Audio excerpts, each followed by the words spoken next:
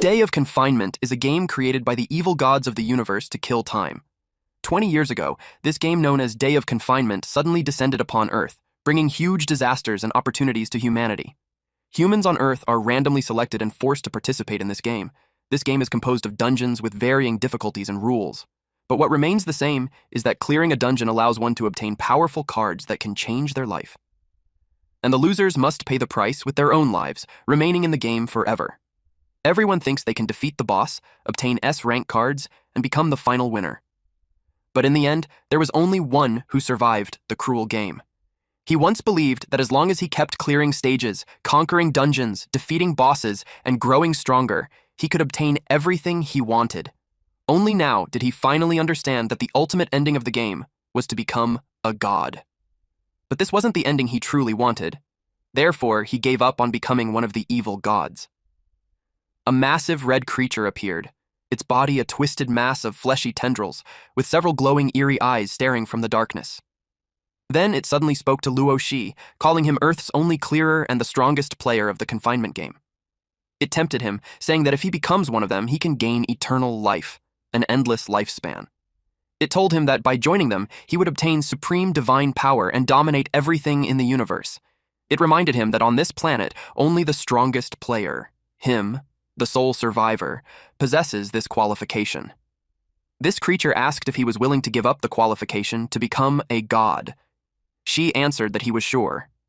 He made the most rational decisions in every dungeon and became the sole game clearer. But along this path, he lost far too much. He lost his mother, his friends, and the person he loved. All of them lost their lives in this game. The red creature grew curious about what he truly wanted. He answered that he wanted a peaceful and boring daily life, a world where the people important to him were all living safely. He imagined his mother calling him to eat, his friend happily bringing him something, and his girlfriend making plans for their date. His heart ached as these memories resurfaced, because all of them were destroyed by these gods. The god then made him watch as they shattered the planet that carried all his memories. But what happens next is where everything changes. She took out a card. He wasn't affected by their boring threats. He calmly told the creature that he would be back. He knew that this S card, number 005, held a power that even this god could not control. He even remarked that those gods had actually created something impressive. But what exactly is this card capable of? Internally, he felt relieved that he had kept this card all this time. This was his one chance to make up for his regrets and let everyone live again. He used the S-rank time reversal card.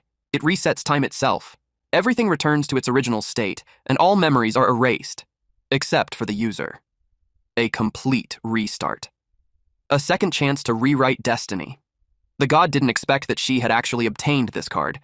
It found the situation amusing. Now it was even more interested in she. It began to look forward to the next time they would meet. The card's effect activated, and time reversal began. She warned the god to wash their necks clean and wait for his return, because the next time they meet, he will personally destroy them. This time, he won't let them take everything from him again. Time continued to rewind until he finally opened his eyes. He shot up, gasping for air, and after calming down, he realized he really came back. Seeing the hospital gown on his body, he quickly guessed that he was in Qingshan City Psychiatric Hospital. His mother walked in and gently asked if he had seen those bad things again. She told him not to be afraid. He froze the moment he saw her. In his previous life, after being dragged into the Day of Confinement game, he never saw his mother conscious again. Her mind had been trapped inside the game forever, while her real body became nothing more than a vegetable. The last time she spoke to him like this was years ago, so he hugged her tightly and told her how much he missed her. She became confused and flustered. She told him that she had always been there. Deep down, she even wondered if his condition had gotten worse again. The MC is Luo Shi, a patient in Qingshan City Psychiatric Hospital. Since childhood, he has suffered from severe dissociative identity disorder, commonly known as multiple personality schizophrenia. But what if none of it was just an illness? In fact, there really have been several people talking in his head. He knew it wasn't just random noise, but no one around him ever believed him. Because of this illness, he was stuck in a hospital bed, unable to work, unable to live normally, even unable to fall in love. But none of that matters to him now. A simple, peaceful life where everyone is alive. That's the life he had been dreaming of day and night. But he doesn't have much time left. He checked the time on his phone. It read 17:26. He clearly remembered that the descent of day of confinement happens on February 23rd at exactly 6 p.m. That leaves him with only 34 minutes of freedom, and every second counts. The game forcibly drags the player's consciousness into its world. Once pulled in, if you fail to clear it, you can never return. And if you die inside, your body in reality becomes a brain-dead vegetable. The very first time someone is pulled in, they are guaranteed to enter an E-rank starter dungeon. As for these starter dungeons, aside from a few tricky ones, most are actually easy, as long as you know the hidden rules. With his speed, he could finish writing everything in just 10 minutes. He needs to write it in a way his mother can understand. Only then can she remember the rules and increase her chances of surviving. And he has to prepare 2 copies, because Ching Zai will be arriving soon. This is the only way to save them. His mother told him it was fine to write, but he shouldn't push himself too hard. The doctor said he still needed rest. After that, she went downstairs to throw out the trash and gently closed the door behind her. She had been like this since he was a child. His father once wanted to abandon him, but his mother refused and insisted on getting him treated. After draining all their savings, his father still chose to leave, abandoning both him and his mother. From then on, his mother raised him alone.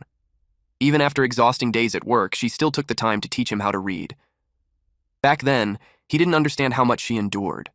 Only after losing everything did he realize that he had already been given everything from the very start. The door suddenly opened. This time, it was his friend Ching. He brought a bag of Xi's favorite tangerines. Xi greeted him, saying it had been a long time. Ching looked confused. To him, it hadn't been long at all. He had just visited 3 days ago. This buzzcut guy was Xi's only friend. When they were young, they lived in the same community. Back then, people who heard about his illness warned their kids to stay away from him. Some even bullied him just to prove how brave they were. He never understood why. That was how he met Ching. When he was being bullied, Ching stepped in and protected him. Then he simply declared that she was his friend. From that moment on, everything changed. But in Xi's previous life, Ching died miserably in a dungeon, sacrificing himself just to help him clear the game. Ching's last words were simple. He told Xi to keep living and win the game. So in this life, Xi swore he would never let that tragedy happen again. Ching asked what he was writing. He thought it was a novel and wanted to take a look. Xi told him it was a dungeon-clearing strategy guide. Ching was confused. He asked if the doctor really allowed him to play games. He got worried, since they said games could worsen his condition. Xi calmly replied that this was a game that had to be played. Ching suddenly lit up. He assumed it must be some kind of AAA masterpiece, so good that it had to be played no matter what anyone said. Xi confirmed it. He told him he was almost done writing and asked him to read it carefully. Then he instructed Ching to find his mother and make her read the other copy. Ching was surprised that even his mother would be playing. Xi told him not to worry about the details and just focus on reading it properly. He reminded him to memorize as much as possible, because at critical moments, this knowledge could save his life. Ching agreed, but he couldn't shake the feeling that Xi was acting strange that day. He left the room. To protect the people he cared about and to defeat the evil gods. Xi's first priority was clear. He had to become the strongest player again. That meant clearing every dungeon and collecting all 15 S-rank cards hidden across the game. In Day of Confinement, players can obtain different types of cards, from E-rank all the way to S-rank, by clearing dungeons or killing monsters. There are item cards, special cards, weapon cards, and attribute cards. Each one grants powerful abilities. But there are only 15 S-rank cards in total. Each one is unique, holding abilities that even the evil gods cannot control, just like the time reversal card he used. These cards are his only chance, his only opportunity. Only by gathering them can he gain the power to challenge the gods themselves. It was already 17:58:59. Only 1 minute remained before the descent of Day of Confinement. This peaceful, ordinary life was about to end again. Suddenly, a message appeared. He had been selected as part of the first batch of players. The dungeon began loading, and his soul was forcefully extracted. Then, memories of the scenario flooded into his mind. This time, Xi made a vow. He would protect everything he holds dear, clear every dungeon, and rise to the top once again. And when that time comes, he will personally slaughter those evil gods who treated their world like a game. He opened his eyes to the world of Day of Confinement. The system welcomed him and wished him a pleasant game. The system identified player Luo Shi. The E-rank initial game dungeon Slaughter Company scenario had been created. The player's soul loading was complete. The system attempted to delete his real memories and prepared to implant the scenario memories. But the system encountered an error. The deletion of Shi's real memories failed. The dungeon boss was generated, and Ji was granted permission to freely explore the dungeon. The system wished him a pleasant game. Just as he expected, everything was exactly the same as his past life. The Day of Confinement dungeon felt almost identical to the real world. In rookie dungeons, players have their real memories erased, making them believe this world is reality. But for some reason, Shi's memories remained intact.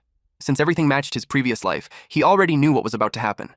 Right now, he was inside the Day of Confinement game world, an E-rank initial dungeon called Slaughter Company. It looked like a normal office. People were sitting at desks, working like it was just another day. But that illusion won't last long. Slaughter Company is considered a low-level E-rank dungeon. But to clear it, he needs to kill 3 boss-level monsters. Each boss has different abilities, and the difficulty rises with each one. For beginners, this dungeon is actually deadly. He opened his character attribute panel. It displayed his name, Luo Shi. Level 0. Race, human. All other details, basic attributes, skills, and items were locked. Even the global player kill contribution ranking was inaccessible. The only thing unusual was an unidentifiable blessing. He quickly realized his current state. Right now, he was just a complete rookie. With his current strength, defeating all 3 bosses was impossible. First, he needed to activate his attributes. He wondered about the blessing. There was a high chance it was connected to his retained memories from his past life. But there was no time to dwell on that. His priority was clear: gain enough power to defeat the first boss. He started thinking of the fastest way to break this deadlock. Then something clicked. Inside this dungeon, there is a hidden side mission. If he can obtain attribute cards from it and plan carefully, clearing the dungeon becomes much easier. The dungeon officially starts at 11 p.m. He only had 10 minutes left. Just enough time to flip the entire game in his favor. There was one more issue keeping him there. It was the voice he heard during his rebirth. That same voice had echoed in his head since he was young, like an auditory hallucination. But this time, he could understand it much more clearly. This time, the voice was talking about saving Earth and defeating the evil gods. It told him that to win, he had to join forces with them. Only then would they stand a chance. It even suggested that if they could retain memories after the next reset, then next time, they could eliminate the gods together. The voice believed that she, who had returned to the past, could influence them, even if they had no memories right now. But who are they? He tried to figure out what it meant. Was it saying that by collecting the 15 S-rank cards, he could also gain their power? He headed to the restroom, but for now, he pushed those thoughts aside. He had arrived at his target location. His first goal was clear: trigger the hidden side mission and secure the reward treasure chest. The system notified him that he had reached a special coordinate location, and the hidden side mission was activated. The mission was called The Secret Hidden in the Men's Toilet Stall. Now that the prompt had appeared, it was time to complete the objective. A creature suddenly appeared. It had glowing red eyes, short horns, and a round, beast-like face. But instead of being terrifying, it looked more confused and annoyed. The toilet stall creaked open, identifying the creature as the urban legend ghost, Coward. This small but ferocious creature stood guard over a treasure chest. She glared at it and coldly told it to get lost, unless it wanted its head twisted off. The creature froze. Then it panicked and ran away. Just like that, he defeated the urban legend ghost, Coward, and claimed ownership of the treasure chest. Despite its role as a guardian, it was actually extremely weak. As long as someone intimidated it, it would flee without a fight. The treasure chest could contain either a reward or something far worse. Unfortunately, it required a key to open, but she didn't hesitate. He simply stomped on it. Now, the mysterious treasure chest was damaged. Many people get misled by the need for a key and miss this reward entirely. But as long as you let go of fear and overthinking, This mission is actually easy, even for beginners. Inside, he found exactly what he was looking for. The treasure chest contained 3 items: an E-rank stamina card, an E-rank agility card, and an E-rank strength card. Now he had the 3 basic attribute cards. With these, he could finally activate his player attributes. He used all 3 cards. His stamina, agility, and strength immediately increased. Agility increased to level 1 with a cap of level 5. The same applied to stamina and strength.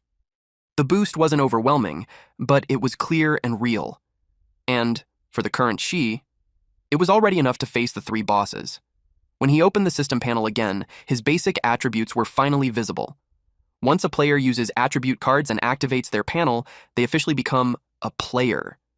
Even at level 1, they are already beyond what normal humans can handle. Out of nowhere, he threw a punch at the wall. A dent formed instantly. With these stats and his past life combat experience, clearing this dungeon was now relatively easy. But he knew this was nowhere near enough. If he wanted to defeat those gods and protect everything this time, he had to use every advantage he could get, including the power behind that mysterious voice in his head. So he decided to investigate the unidentifiable blessing first. He called out, asking if the one who gave him the blessing was the same entity behind the voices. He demanded an answer. Even though he knew, there was almost no chance they would respond. Suddenly, a voice answered. It told him that it depends on him. A massive shadow appeared. His guard instantly went up. He scanned his surroundings, and then he saw them. Silhouettes, surrounding him from all sides. They told him they had been watching him all along. He asked who they were and why they helped him. They didn't give a direct answer. Instead, they told him if he wants their help, he has to prove his value first. They told him to go fight. Time was almost up. Shi didn't hesitate. If gaining their power meant a better chance at defeating the gods, then he would prove himself. The system announced that the countdown was about to end.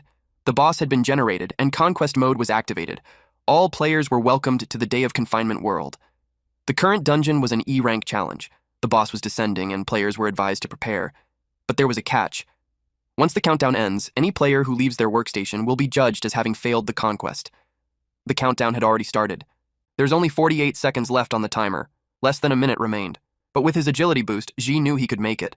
He sprinted at full speed. As long as he reached the gate in time, he would survive. Miss it, and it's instant death. The timer dropped to 18 seconds. Some thugs started complaining about the countdown. The one with the mohawk refused to play along.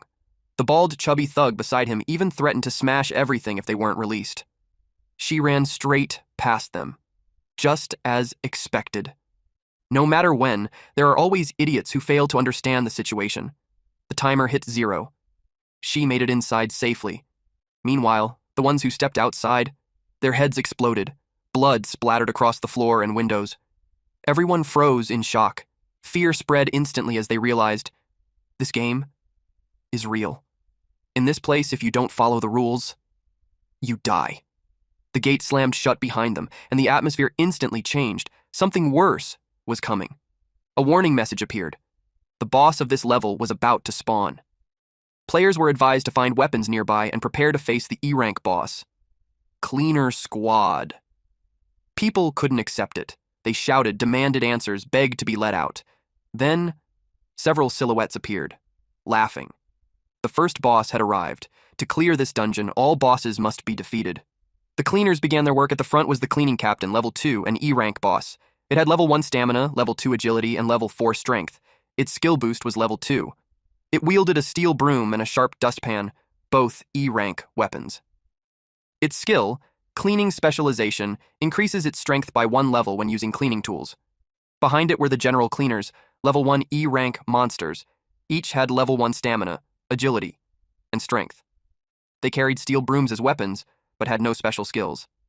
And this is just the first boss. One person asked what kind of monsters these were, and what E-rank even meant. A muscular man stepped forward and told everyone not to be afraid. He confidently said he would take them down with his bare hands.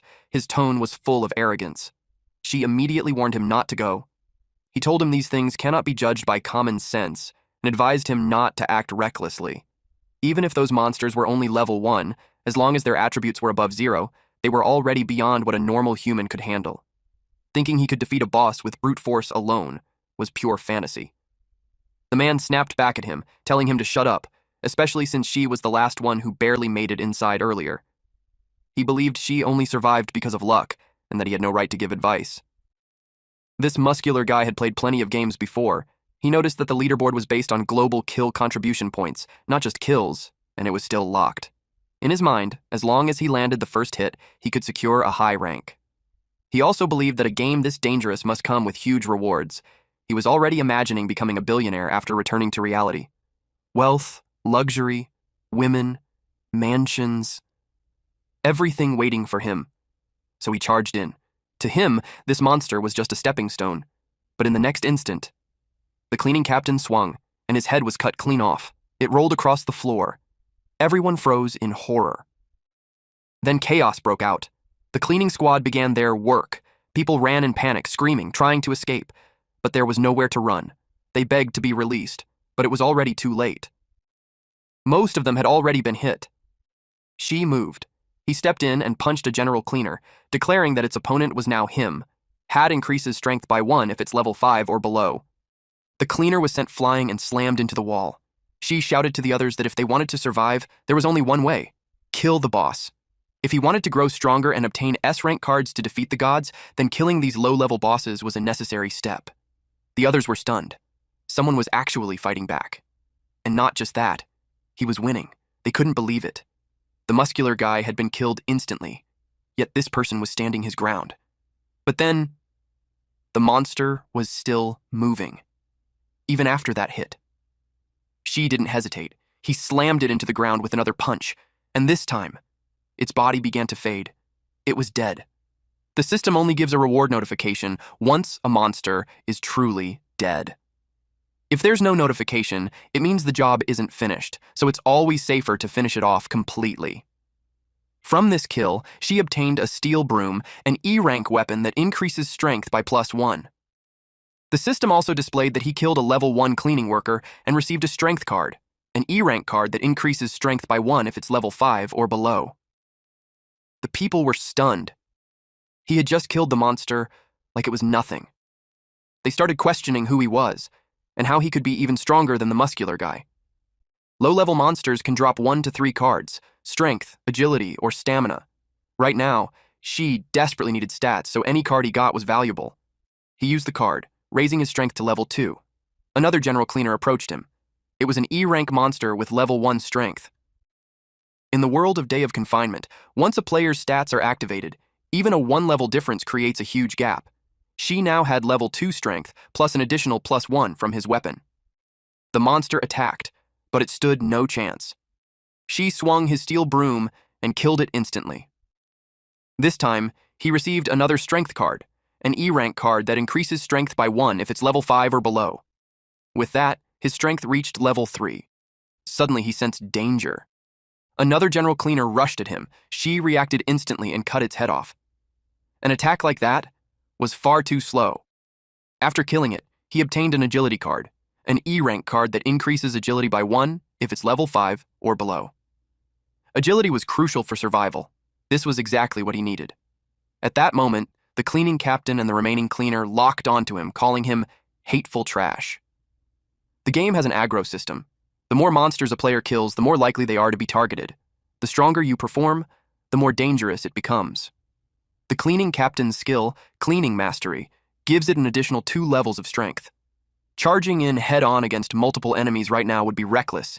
He needed to weaken them first, take them down one by one. They faced off. Then she moved. He started running while shouting to the others. If they didn't want to die, they should throw objects at the monsters to slow them down. That would create openings for him to finish them off. Since he was holding all the aggro, the others were relatively safe. All they had to do was support him from a distance. At the same time, he was testing them. If any of them showed potential, he could bring them along for future dungeons. The more people who understand how to clear stages, the more lives can be saved. But the others hesitated. If they acted, they might draw the monster's attention, and once targeted, they would die. So they stood there, unsure, watching she fight alone, believing he might be able to handle everything by himself.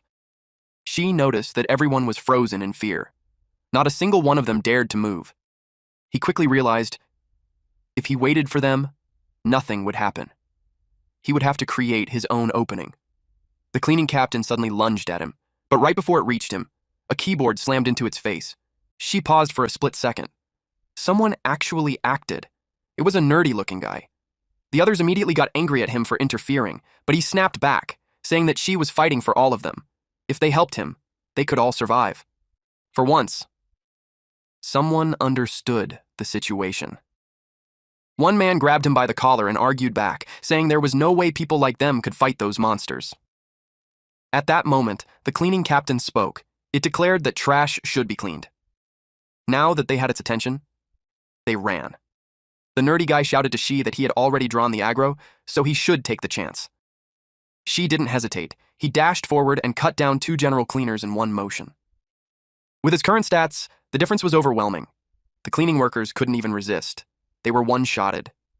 Now, only the boss remained.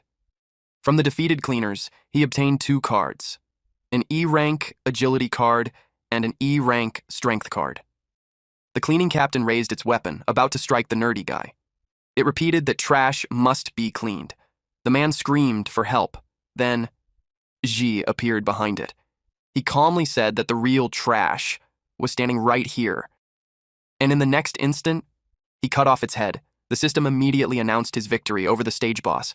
Then the player contribution rankings appeared. Ji stood at rank 1, with 700 points. Ji felt a surge of anticipation. The player who ranks first receives S-rank card number 0001. In his previous life, he never obtained this card, and every S-rank card holds terrifying power. So, this time, he wanted to see just how strong number 0001 really is. Looking at the rankings, it was clear that most players hadn't unlocked any skills yet, but Shi knew staying at first place wouldn't be easy. After all, this ranking includes every player across the world who was pulled into the initial stage. The day of confinement began everywhere at the exact same time. In his previous life, even though he survived until the very end, there were already many powerful players right from the start. Each of them had unique abilities that others couldn't replicate. Even now, after being reborn, he couldn't afford to underestimate them. Every time a player clears a stage, rewards are distributed based on ranking. From the next stages onward, he would need to clear them efficiently, maximizing his points and firmly securing first place. If he wanted to defeat the evil gods, he needed power far beyond what he had in his previous life. And for that, he had to obtain S-rank card number 001. He had just defeated the first phase boss of Slaughter Company, the cleaning captain. As a reward, he obtained 1 E-rank stamina card, 2 E-rank agility cards, and special cards like E-rank cleaning and E-rank iron embryo. He was especially glad to see the iron embryo. That alone made this run incredibly lucky. This card allows the user to create an E-rank weapon that matches their aura. Iron Embryo is an E-rank special card. When activated, it forges a personalized iron weapon based on the user's aura, with a chance of becoming something even more special. Among all weapons, swords are considered the highest tier, known as the Emperor of 100 weapons, or even the King of 100 weapons. If luck is on his side, this could change everything. He glanced at the nerdy guy behind him. At first glance, he didn't look brave at all, but at the critical moment, he still chose to act. Being able to read the situation and step up anyway, that's what makes a true player. If trained properly, this guy could help save even more people. She thanked him for drawing the boss's attention earlier. The nerdy guy replied that only she could actually kill those monsters. If she had gone down, everyone would have died. So in the end, he was just helping himself. She smiled slightly and praised his judgment. Then he handed him 3 cards, stamina, agility, and cleaning. The first 2 would awaken his player attributes, while the cleaning card could remove negative effects during mental stress. The guy hesitated. He felt that she needed those cards more, but she insisted. Without that distraction earlier, things could have gone badly. Those rewards were earned. He then showed him how to use them. The second round was about to begin, so she needed to increase his stats quickly. He used another card on himself. The system updated immediately. His strength and agility rose to level 4, while his stamina remained at level 1. Watching this, the nerdy guy finally understood how it worked. For the first time, he felt the effect of raising his stats. His body suddenly felt lighter, faster. Then he checked his own status panel. His name was Shu Wen, level 0, with 70 out of 100 experience. His stamina and agility were both at level 1. His skills and items were still locked, and he hadn't obtained any equipment yet. He was surprised to see that he had gained experience, even though he hadn't killed a single monster. She explained that it was because he had attacked the boss. When she finished it off, Wen still received shared experience. On top of that, leveling up gives a small boost to all stats, though not as much as attribute cards. Wen then asked what level she was now. She replied that he was level 4. Hearing that, Wen couldn't hide his excitement. That level was already considered very high. She's current stats were level 4 with 20 out of 500 experience. His strength and agility were both level 4, while his stamina remained at level 1. His skills and items were still locked, and he hadn't obtained any item cards. Back in his previous life, he had never received a random card like this. So now, he was curious what kind of weapon his aura would create. The orb in his hand began to shift. Slowly, it took form. A blue vein sword appeared, a sword-type weapon, growth type, final grade, unknown, current grade, E. Its exclusive skill was Sky-Rending Slash. Each attack builds blood energy inside the blade. Once all nodes turn completely red, it can unleash a powerful sword wave. Its special trait, every 10 levels, it grants a random new skill. The weapon is permanently bound to the wielder through a soul brand, meaning it cannot be lost, stolen, traded, or dropped even after death. She was satisfied. A growth-type sword was already a great pull, and the fact that it came with a skill made it extremely rare. Even if it was only E rank now, once fully charged, it could rival C rank combat power. Wen stared at him in disbelief. Calling something like that not bad made him realize that she was on a completely different level. In his previous life, she wielded an S rank weapon, the Flame Dragon Shadow. Compared to that, this sword still had a long way to go, but since it could evolve, its future potential was limitless. The system announced that all players had cleared the first stage. Cleaning crew. Immediately after the second stage was revealed, staff cafeteria. All players were instructed to head to the second floor and enter the cafeteria. Anyone who failed to arrive before the countdown ended would be eliminated. The timer started at 5 minutes. Everything was exactly the same as his previous life. Back then, he was just a helpless beginner. Nothing like who he was now. She asked Wen if he wanted to come with him. Wen hesitated for a moment, asking if he really could. She needed people like him, those who could think. It would help him clear stages faster and support his plans later on. Wen had already proven he qualified. Wen agreed without hesitation. He said he was willing to follow him. She nodded and brought him along. Meanwhile, the others started speaking up. Some begged to join. Some rich individuals even offered money. Others said they would do anything, as long as she would take them with him. Then a group of bullies blocked his path. They argued that since she had the power to save people, he should take everyone along. They accused him of being selfish, even saying he treated their lives as worthless. Xi's expression turned cold. He told them that if they kept blocking his way, he wouldn't mind treating them like monsters too. The group immediately backed off. The others could only stare. The look in his eyes was enough to silence everyone. Wen quietly asked if he really wasn't going to bring them. Xi replied that by killing the boss, he had already saved them, but they lacked the courage to act. Bringing them along would only slow him down later. He wasn't here to save everyone. He wasn't that kind of hero. If anything, he was selfish. All he wanted was to save the people he cared about. Wen understood. He promised that he would do his best and never become a burden. She gave him a quick briefing. The next boss would be the chef. There would likely be mental corruption involved. If he couldn't endure it, he should immediately use the cleaning card. Wen imagined it as some kind of debuff skill. They arrived at the staff cafeteria and were instructed to take a seat to begin the second phase. Wen noticed the smell. It was surprisingly good. For a moment, he thought maybe there wasn't any danger yet. Then, a black shadow surrounded by red mist appeared. It calmly announced, 1 minute remaining. Wen felt a chill run down his spine. She explained that those figures were executioners, the ones who deal with latecomers. Wen quickly connected it to what happened earlier when players who failed to enter the office on time had their heads blown off. She chose a seat. They were the first to arrive. Wen found it strange. The distance between the office and the cafeteria wasn't far at all, so there was no reason for people to be late. She calmly explained that those who make the right decision quickly will always make it in time. But most people hesitate. They waste precious seconds worrying about things that don't matter. Only at the very last moment do they finally choose the correct option they were afraid to face. 52 seconds remained. Just as she predicted, people started rushing in. Regret was written all over their faces. They had wasted time upstairs, debating whether to move or not. One of them shouted to stop thinking and just go inside, or they die. But for some, it was already too late. And they knew it. 10 seconds left. Those who made it in felt a wave of relief. They scrambled to find seats. The countdown ended. The last man barely made it inside. He was breathing heavily, completely exhausted.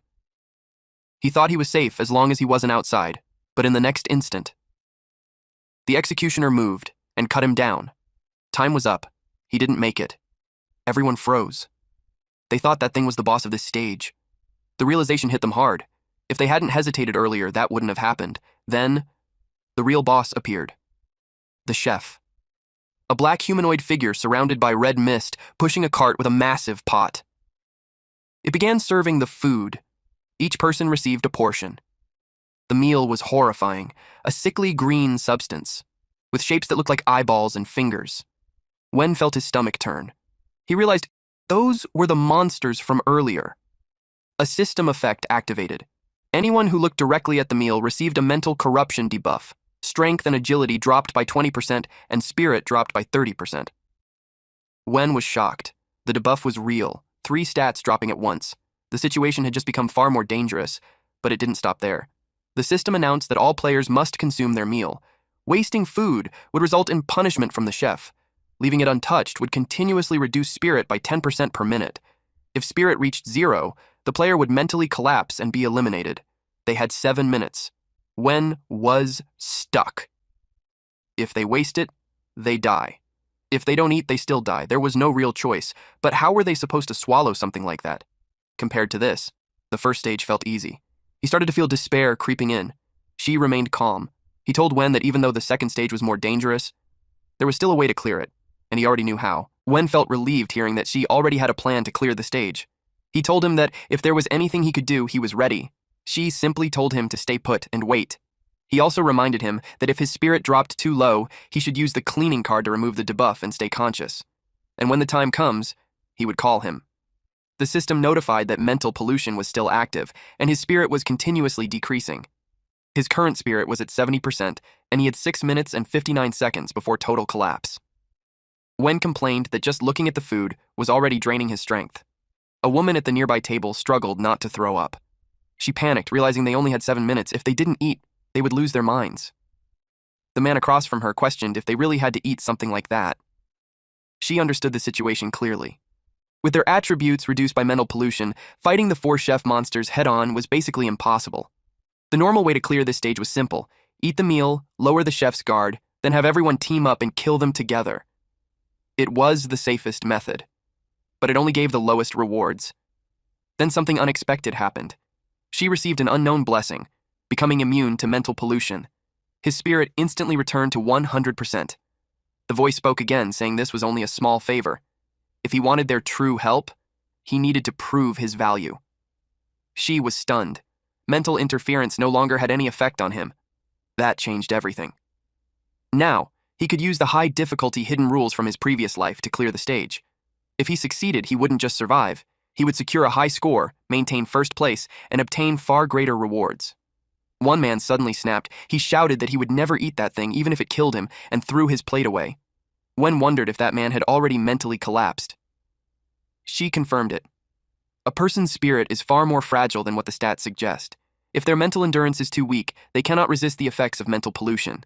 If no one clears the stage, everyone there will end up like that. The man in the background stomped on his plate, repeatedly saying that he wouldn't eat it. Suddenly, he was struck on the head. A chef hit him with a spiked bat and told him that if he refused to eat, then he should just die. The man still insisted that he wouldn't eat. The chef grabbed his head and dragged him toward the kitchen. The others were horrified by what they saw. They realized that if they didn't eat, that would be their fate. A woman argued that no one could stomach something like that. There were only 6 minutes left. One man wondered if all of them would end up the same way. The system announced that no player had eaten the meal, resulting in a minus 10% penalty. The current remaining spirit of all players dropped to 60%, and they were urged to eat as soon as possible. The hidden high-score clearing condition for this stage was to break the safe routine method. His plan was to activate high difficulty and clear it successfully. He stood up, ready to execute it. He threw the plate away and declared that he wouldn't eat it. To activate the first hidden rule, he needed to trigger high difficulty mode and draw the attention of a monster chef. The system warned him that he had attracted the attention of a chef.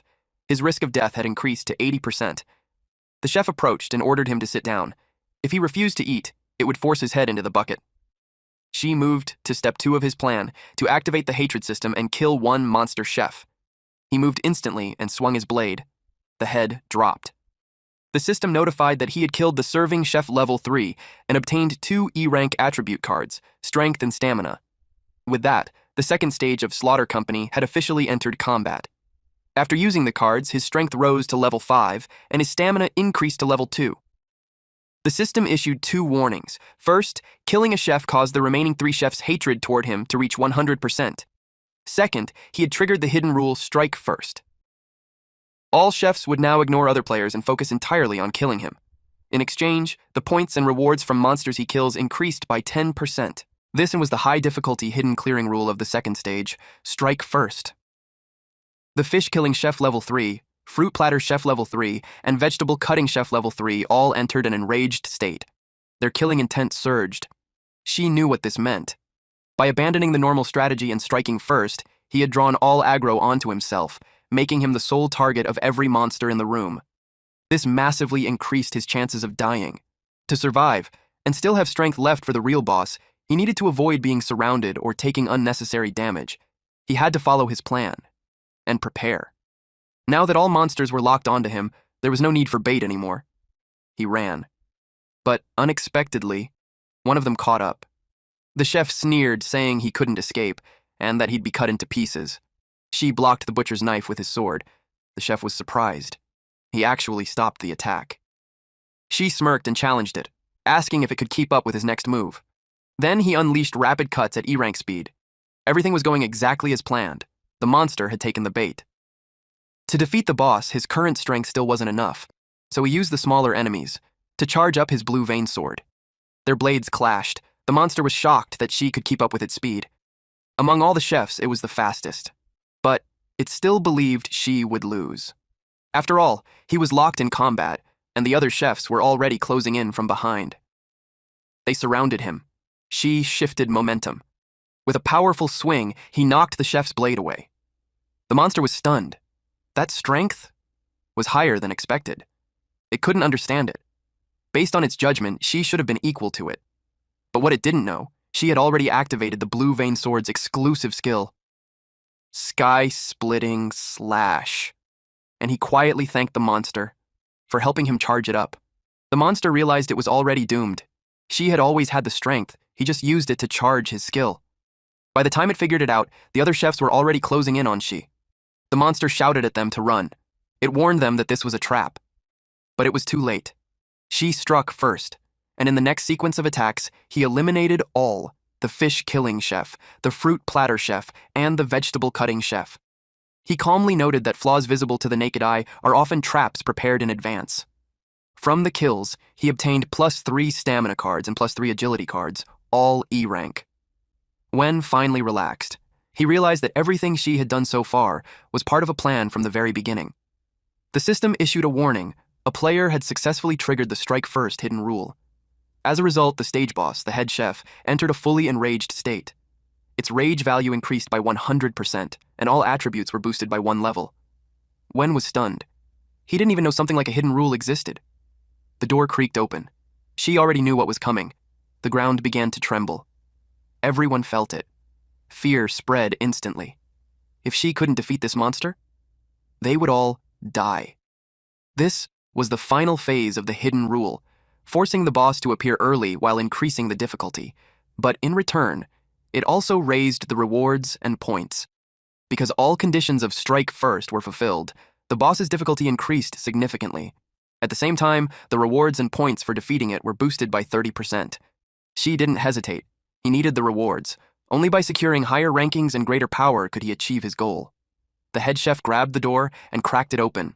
It demanded to know who had killed its subordinates. The head chef was an E-rank boss at level 5. In its enraged state, all attributes were increased by 1 level. Its base stats were stamina level 6, strength level 8, and agility level 3. Its skill, bone-splitting tendon severing, further enhanced its strength. Wen stared at it in fear. He wondered, could she really win? She didn't answer. He used every attribute card he had to defeat a boss strengthened by hidden rules. Holding back was not an option. She's attributes were now all at level 5. E-rank attribute cards can only raise stats up to level 5. That meant the 2 E-rank agility cards he still had were now useless to him. So he tossed them to Wen and told him to use them immediately. Wen activated the cards. His agility rose to level 3, while his stamina remained at level 1. The others who saw this instantly regretted their earlier hesitation. If they had acted sooner, they could have gained attribute cards too. Some began wondering what exactly those cards could do, and whether they increased their chances of survival. The head chef roared again, demanding to know who killed its subordinates. The sheer force of its voice made people tremble. Just hearing it made resistance feel impossible. They couldn't even imagine how someone could fight something like that. But Wen noticed something. Even under that pressure, he wasn't affected. The attribute cards had strengthened him enough to resist the fear. The head chef lost patience. It threatened to chop off everyone's heads if no one answered. Panic spread. People started running. Then, someone stepped forward. It was she. He blocked the head chef's blade. The boss was momentarily stunned. She calmly admitted it. He was the one who killed them. The head chef's expression twisted with rage. It declared that this ingredient would suffer the most painful death. It would keep his head intact, so he could watch everyone else die first. She didn't flinch. He replied that before any of that happens, he would cut off its head. The head chef laughed and told him to prove it. Their clash began. The fight exploded instantly. Blades collided, force meeting force. The entire area shook from the impact. When the dust settled, Wen frantically searched for Shi. Deep down, he thought the outcome was obvious. Against level 8 strength, no one could survive a direct clash. Then, Shi spoke.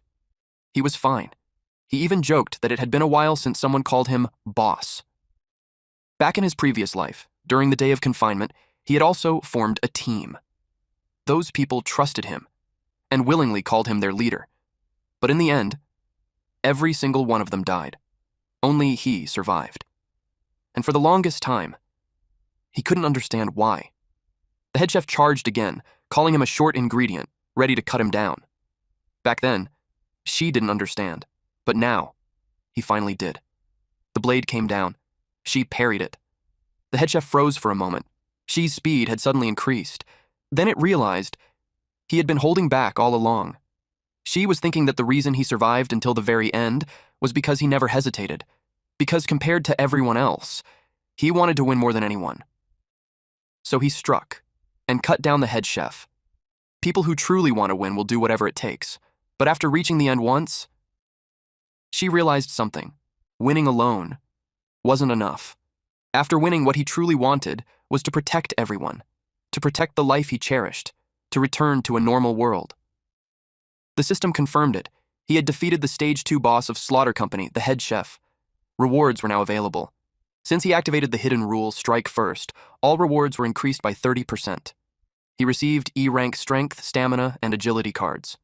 These attribute cards could now raise stats up to level 10, increasing each by 1 level. He also obtained a special E-rank card, Memory, which could restore real memories. On top of that, he gained a special bonus reward, Head Chef's Surprise Buff. Once activated, it randomly boosts one attribute by 3 levels for 10 minutes. If he hadn't triggered the hidden rule, he would have only received the memory card. The rest were bonus rewards.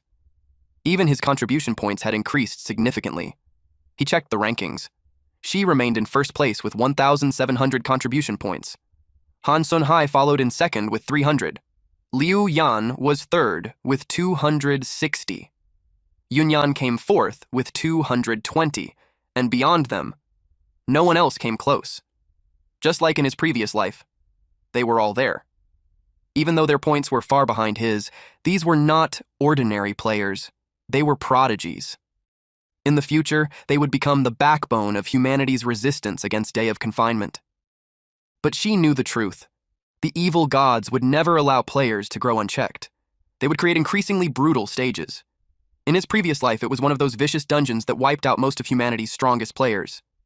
This time, when that stage appears, he will take that S-rank card meant to counter it. And he looked forward to meeting them again, because to him, they were his former rivals. The system announced that Stage 2, Staff Cafeteria, had been cleared. The final stage was revealed. Rush out of the company. All players were instructed to head to the ground floor lobby immediately.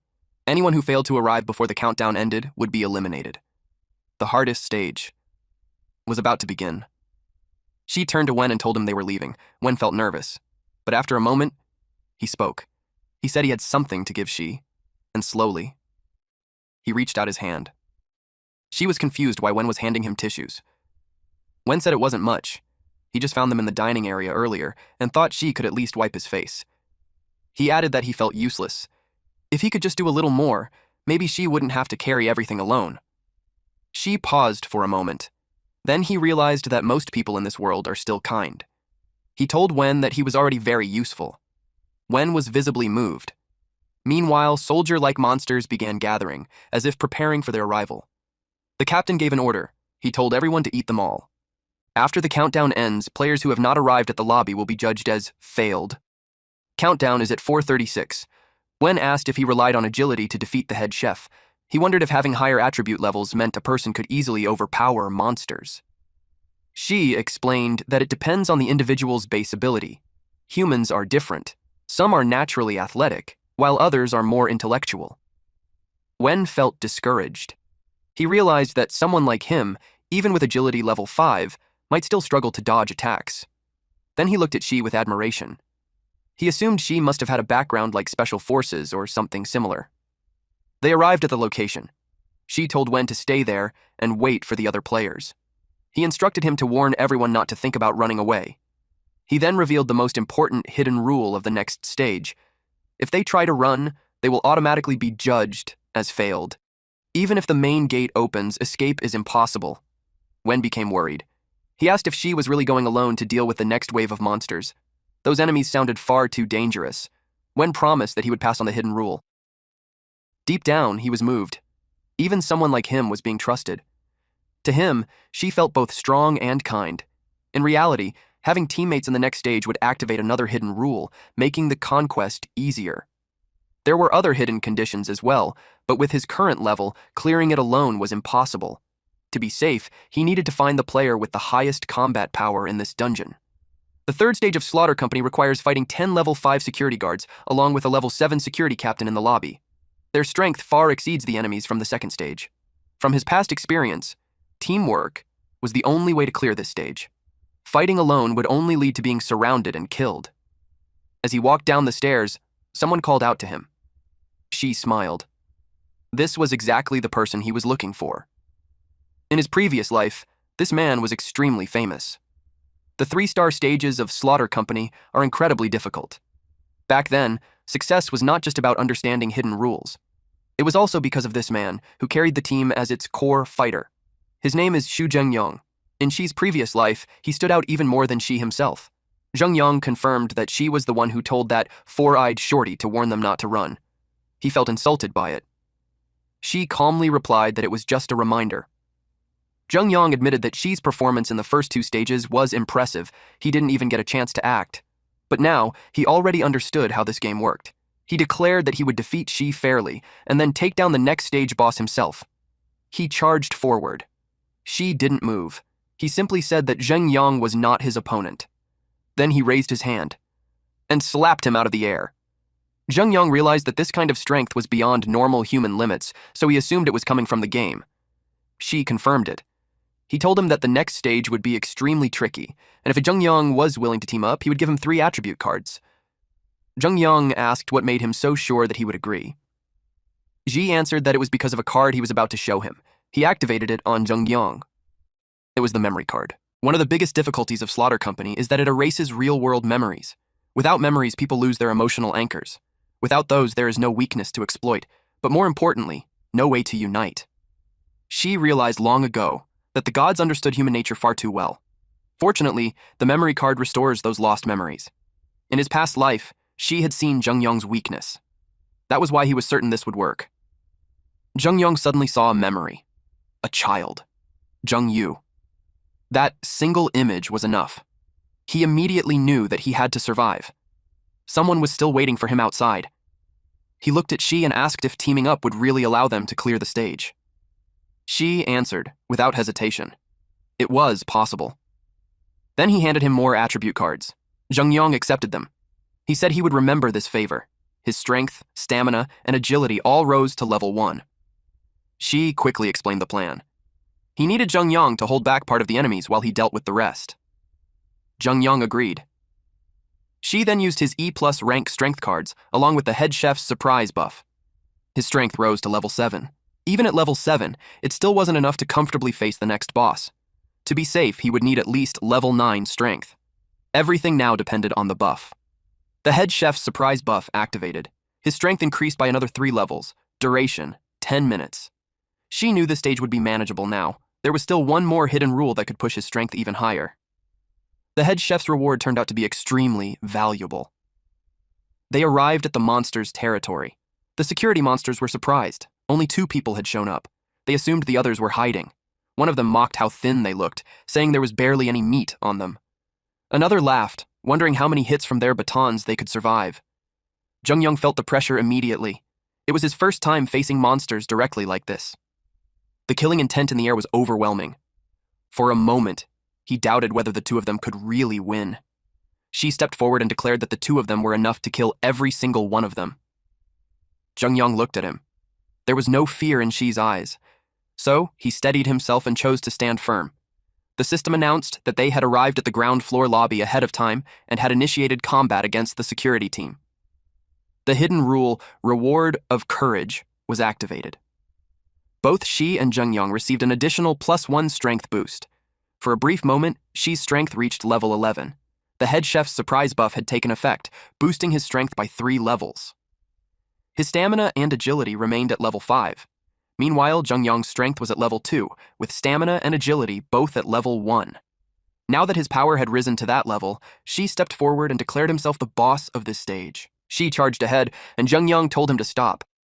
Jung Yong thought it was too rash. When he fought in underground boxing matches, he often faced opponents whose backgrounds he couldn't read clearly, and he believed that the best strategy in a situation like this was to observe the opponent's movements carefully, and then deliver a fatal blow. The monsters were determined to eat She. Jung Yong thought that rushing in like that without understanding the situation would cause him to suffer a big loss. The monsters looked down on them because they seemed weak. One monster decided to strike first, but She struck back. Jung Yong realized that with this kind of speed and power, there was no need for a second strike. The monsters sensed that something was off about him, so they attacked together. The system notified the players to enter the ground floor lobby immediately to participate in the final stage. After the countdown ended, players who had not arrived would be judged as failed. There were 56 seconds left. She knew that even before the countdown ended, anyone who reached the ground floor lobby would be attacked. This was another hidden, malicious rule. 49 seconds left. She tried to kill as many monsters as possible to create a relatively safe environment for Wen and the others. At this point, Wen led everyone forward in an orderly way. She was glad to see how well Wen understood the situation. He had already grasped She's true intention. When She had deliberately stopped midway, Wen knew there was a reason. He understood that his role was to delay time and lead everyone in at the final moment. 12 seconds left. Meanwhile, Jung Yong decided to step in and help She since the monsters seemed weak. As if sensing his intent, She told him not to attack, since his role was to protect the others. One monster realized She was too strong, so it ordered the others to attack weaker targets to recover. This became Jung Yong's chance to act. The monster went after Wen first, but Jung Yong grabbed its head, and then he punched it. He wouldn't let it eat their people. He knew that She didn't like everyone, but since he wanted to save them, he knew he had his reasons. He realized that the monster was resisting strongly. He couldn't deal any damage at all. That made him wonder how She was doing it so easily. Wen told everyone not to move and not to attract the monster's attention. He trusted that the boss and the others would get them out. The crowd agreed with him. At this moment, they could only trust them. They cheered for Shi. The blue vein sword's skill had finished charging. The leader of the monsters told the others to activate their skills and kill Shi in one move. Shi was thinking the same thing. He cut them all down in one strike. Wen and the others were amazed. They felt lucky to have someone like him with them. Zhengyang wondered how Shi could be so powerful when even one monster had left him exhausted. Shi pointed his sword at one of the monsters and said, "It was next." It was the security captain, the final boss. It was level 7 with level 10 strength, level 7 agility, and level 8 stamina. Its health was at 100%. The security captain said that killing someone like Shi would bring him pleasure. The crowd was terrified. With such stats, Wen wondered if Shi could win. In Shi's past life, defeating the security captain took many lives and a long time. He kept attacking, and this time, he alone was enough. Before the security captain could even strike, Shi had already slashed it multiple times. Its body was cut into pieces. At this point, Shi was level 8 with 200 out of 1,000 experience. His strength rose to level 14, while his stamina and agility were at level 8. His learned skills were still locked. He held the blue vein sword and the head chef's surprise buff. He also gained a reward of courage that increased his strength by 1 level, along with an unidentifiable blessing. Every monster he defeated gave him E+ rank attribute cards. Combined with the 2 buffs, his strength reached level 14, greatly increasing his combat power. Now, he enjoyed the benefit of taking all the experience and attribute cards alone. When he cleared this in his past life, he was only level 2. Wen realized that his boss was unbelievably strong, almost not human. The others began thinking about sticking close to someone like him. He watched Zhengyang fight and expected the last monster to be defeated soon. Zhengyang declared that his next punch would decide the winner. The monster said it would send him to his death. But suddenly, Shi cut the monster down. He said there was no need to try so hard. Zhengyang was stunned. He realized how powerless he was. The monster he struggled against was easily defeated by Shi. The system announced that everyone had successfully cleared the E-rank rookie dungeon Slaughter Company. The contribution leaderboard showed Shi at 99.9%, Zhengyang at 0.075%, Wen at 0.025%, and the rest at 0%. Shi looked forward to what extra rewards he would receive for having 99.9% contribution. E-rank dungeon Slaughter Company clearance reward settlement was in progress. The survival clearance reward was an E-rank all-attribute activation card given to all surviving players. Everything obtained in the dungeon could be brought into the real world. The other players were glad they received rewards too. It was valuable, since surviving was not easy. Just like before, as long as one survived, they could obtain basic rewards. This kind of reward increased the chance of surviving the next dungeon. Shi knew that gaining powerful attributes could also lead people to commit evil acts in reality. In this life, he planned to establish the player management laws as soon as possible to control these sudden powers. To achieve this, he needed the support of those powerful figures in the real world. His ranking on the leaderboard would attract them to approach him. The World Player Contribution Leaderboard was released. Shi ranked first with 3,000 contribution points.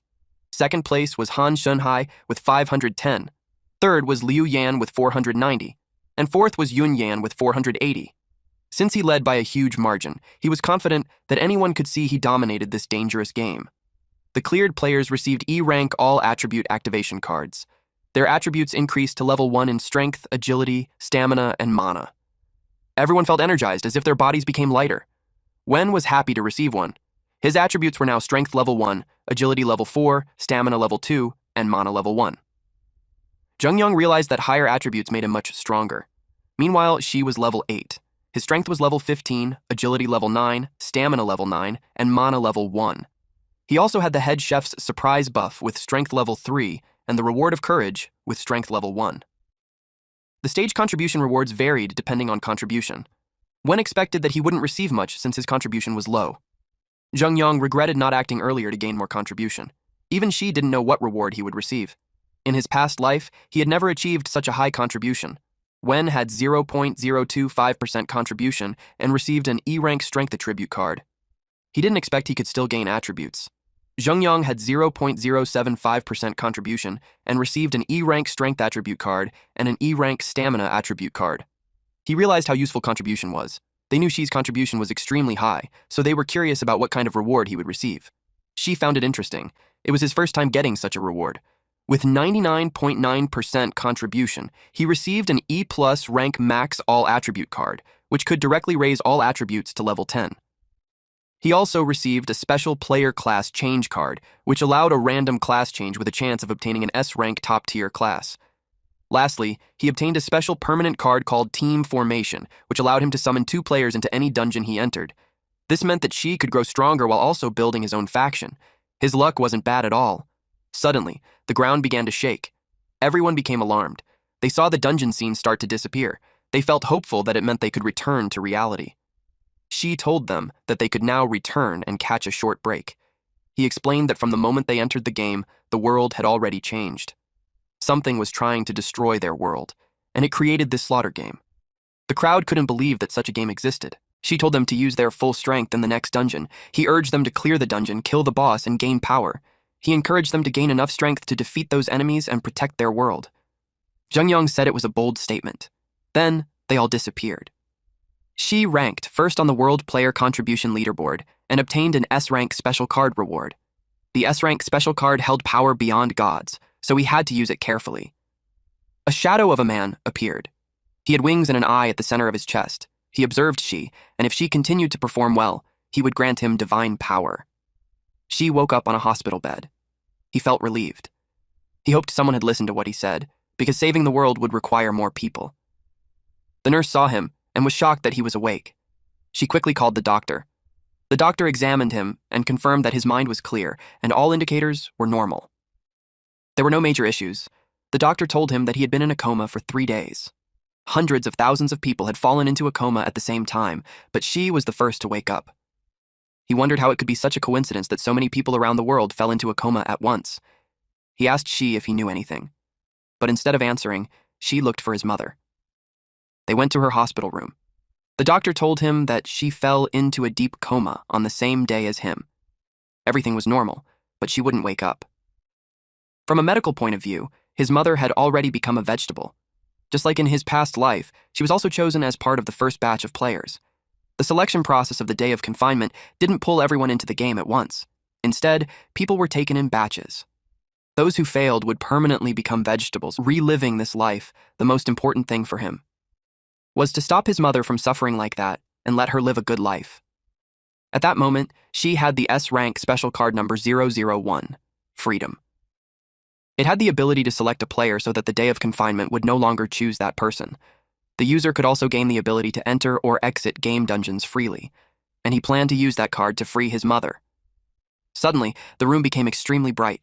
The doctor asked what was happening. He was shocked. He asked how it was possible. Shi's mother woke up. She looked confused about why she was there. Shi hugged her tightly. He promised her that nothing would ever happen to her again. The doctor thought it was a miracle. Meanwhile, people who learned that Shi ranked first on the World Contribution Leaderboard began trying to win him over. They believed that in the future, Shi might become the new ruler of the world. Back to our MC, Shi's mother told him that she had been in a very scary amusement park. There were all kinds of monsters and many people. The monsters were chasing them. He asked what happened next. It turned out that what she experienced was an amusement park-style initial game dungeon. She continued, saying that she saw a monster reaching out its claws toward her. Then her vision went black and she didn't know what happened after that. When she opened her eyes again, she saw him.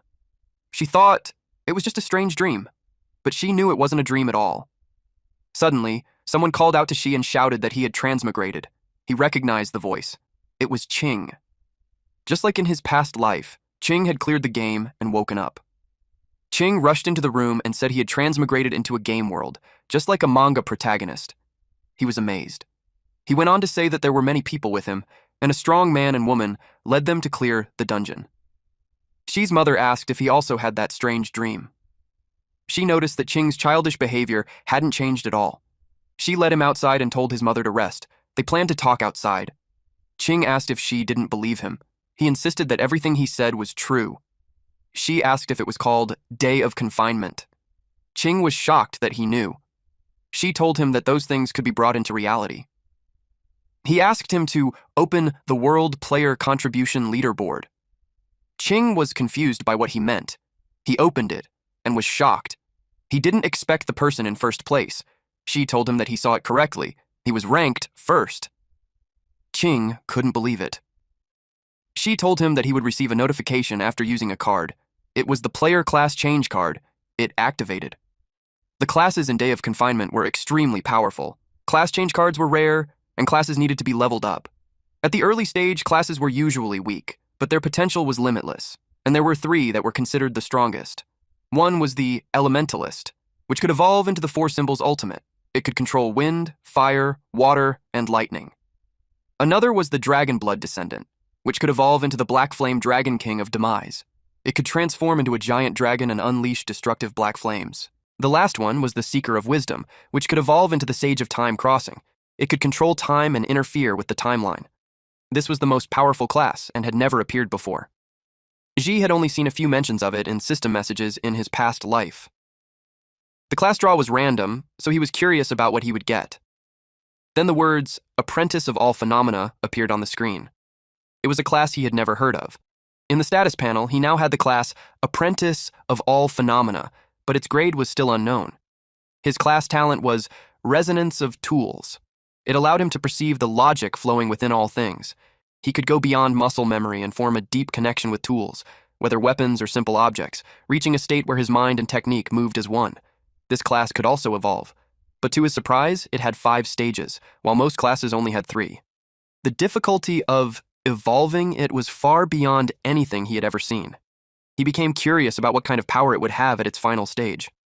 Even as the former strongest player, he felt excited. Qing's jaw dropped when he saw the announcement that she had become the world's first class holder. He was completely stunned. She asked what he was trying to say. Qing suddenly clung to his leg and begged him to carry him. At that moment, the nurse walked in and asked if she had come at a bad time. She asked if something was wrong. He remembered that in his past life, the nurse came to collect payment at this exact moment, and it caused him a lot of trouble. The nurse explained that the hospitalization fees his mother paid earlier in the year had already been used up. On top of that, his treatment fees had been overdue for more than a month. Qing quickly offered his card, saying he still had a few thousand left. But she told him there was no need. He would find another way. In his past life, he earned money by making deals with powerful figures and working as their bodyguard. After all, a player's physical strength was far beyond that of normal people. This time he planned to carry the burden himself, the one his mother used to bear. He refused to be anyone's burden again. Just then, the nurse received a call. She answered it, and her expression changed instantly. She was shocked by what she heard. She told Shi that he didn't need to worry anymore. Someone had already paid a huge amount for his medical fees, enough to cover hundreds of years in the hospital. It even covered the patient with the buzz cut. Qing pointed at himself and asked if she meant him. He quickly denied having any mental illness and said he was just there to visit a friend. Before they could say more, they heard someone asking for Ward 226. A blonde man walked in. Behind him were a green-haired woman and a man in a striped suit. He asked if Luo Shi was there. Qing asked who they were. The blonde man asked if he was Shi's friend. The woman added that they had important matters to discuss with him. The man in the striped suit politely asked for help in contacting Shi. Shi smiled. He didn't expect them to arrive this quickly. These were the big shots who had also been pulled into the Day of Confinement. Qing asked why they were looking for Shi. From the way they dressed, he could tell they were big shots. He guessed that they came because Ji was now ranked number 1 in the world. But then he started thinking about money. He wondered how much 100 years of hospital fees would cost, and why they would even pay for him too when he wasn't even admitted. The nurse quietly told Shi that these people were the ones who paid the fees. Shi thanked her and said he already knew. She was shocked that he knew. Shi, then, told them that he was the person they were looking for. The blonde man noticed how calm he was, even under their pressure. It was just as expected from the world's number 1 player, but he didn't expect him to be this young. Shi already knew who they were. These were people who could shake both politics and business. The blonde man was Zhao Ming, the person in charge of a national group and a rising political figure.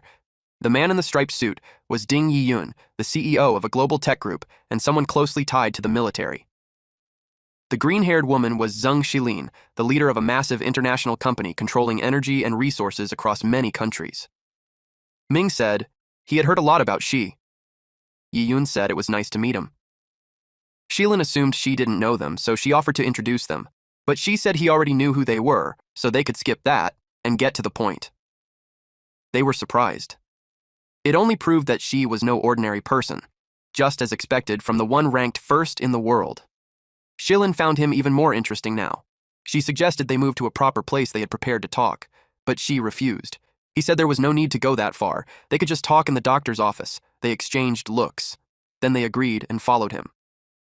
Shilin realized that she was not someone who would give up control easily. Meanwhile, Qing and the nurse stood there, completely stunned. Qing couldn't believe it. Just 10 minutes ago, she was just a patient who couldn't even pay his hospital bills. And now, these big shots were following him. She turned back and told Qing to bring the clearing strategy guide he gave him and come along. Qing was shocked that he was included. He wondered if he even qualified to join them. He asked if he really needed to bring the guide. She started to suspect something. Qing got nervous and admitted that he thought she was joking, so he threw it in the trash downstairs. Then he quickly ran off to get it back. She felt annoyed. Now he understood why Qing and his mother didn't get any benefits in the novice dungeon. He vowed to make that brat eat 2 of his punches. Shilin asked about the clearing strategy guide he mentioned. She confirmed that it was the clearing strategy guide for all novice game dungeons in Day of Confinement. They asked how that was even possible when the game had just descended. They begged him not to joke about something like that. He answered that whether it was true or not, they would know once Qing picked it up. Outside the room, 4 guards stood watch. The doctor who owned the room had received a call from the director telling him to vacate the office. That made them wonder what kind of big shots were inside. Ming read through the notebook and realized it was actually real. It recorded the dungeon he experienced, including monster types, weaknesses, and even hidden rules, all clearly written. Shilin saw her own dungeon written in the notebook as well. It was the same for Yi Yun. Qing leaned close and whispered in Xi's ear, asking if everything in there was really true. She replied that if he had just listened earlier, he would already have a spot on the world leaderboard. Qing almost cried for missing such a huge chance. The 3 of them admitted that they originally wanted him to join their team, but now they realized his ability was far beyond anything they imagined. They simply weren't qualified to recruit him. She asked what they were trying to say. Shilin said he seemed like a prophet who could see everything. He agreed. It did feel that way.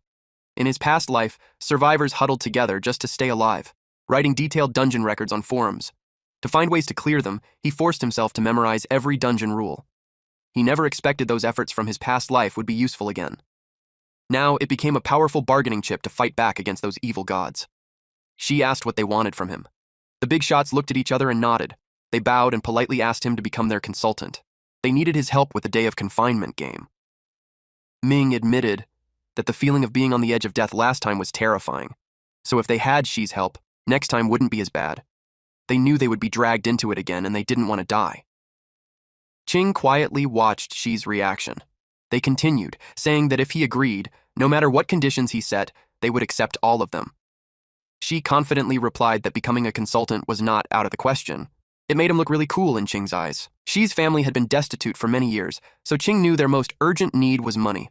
This way, his aunt wouldn't have to work so hard anymore, and he wouldn't have to work every day either. He even planned to spend more time with Xi. Xi told those big shots that if they wanted his help, they had to agree to 3 conditions. Qing was delighted when he heard that. He felt proud seeing 1 request turn into 3.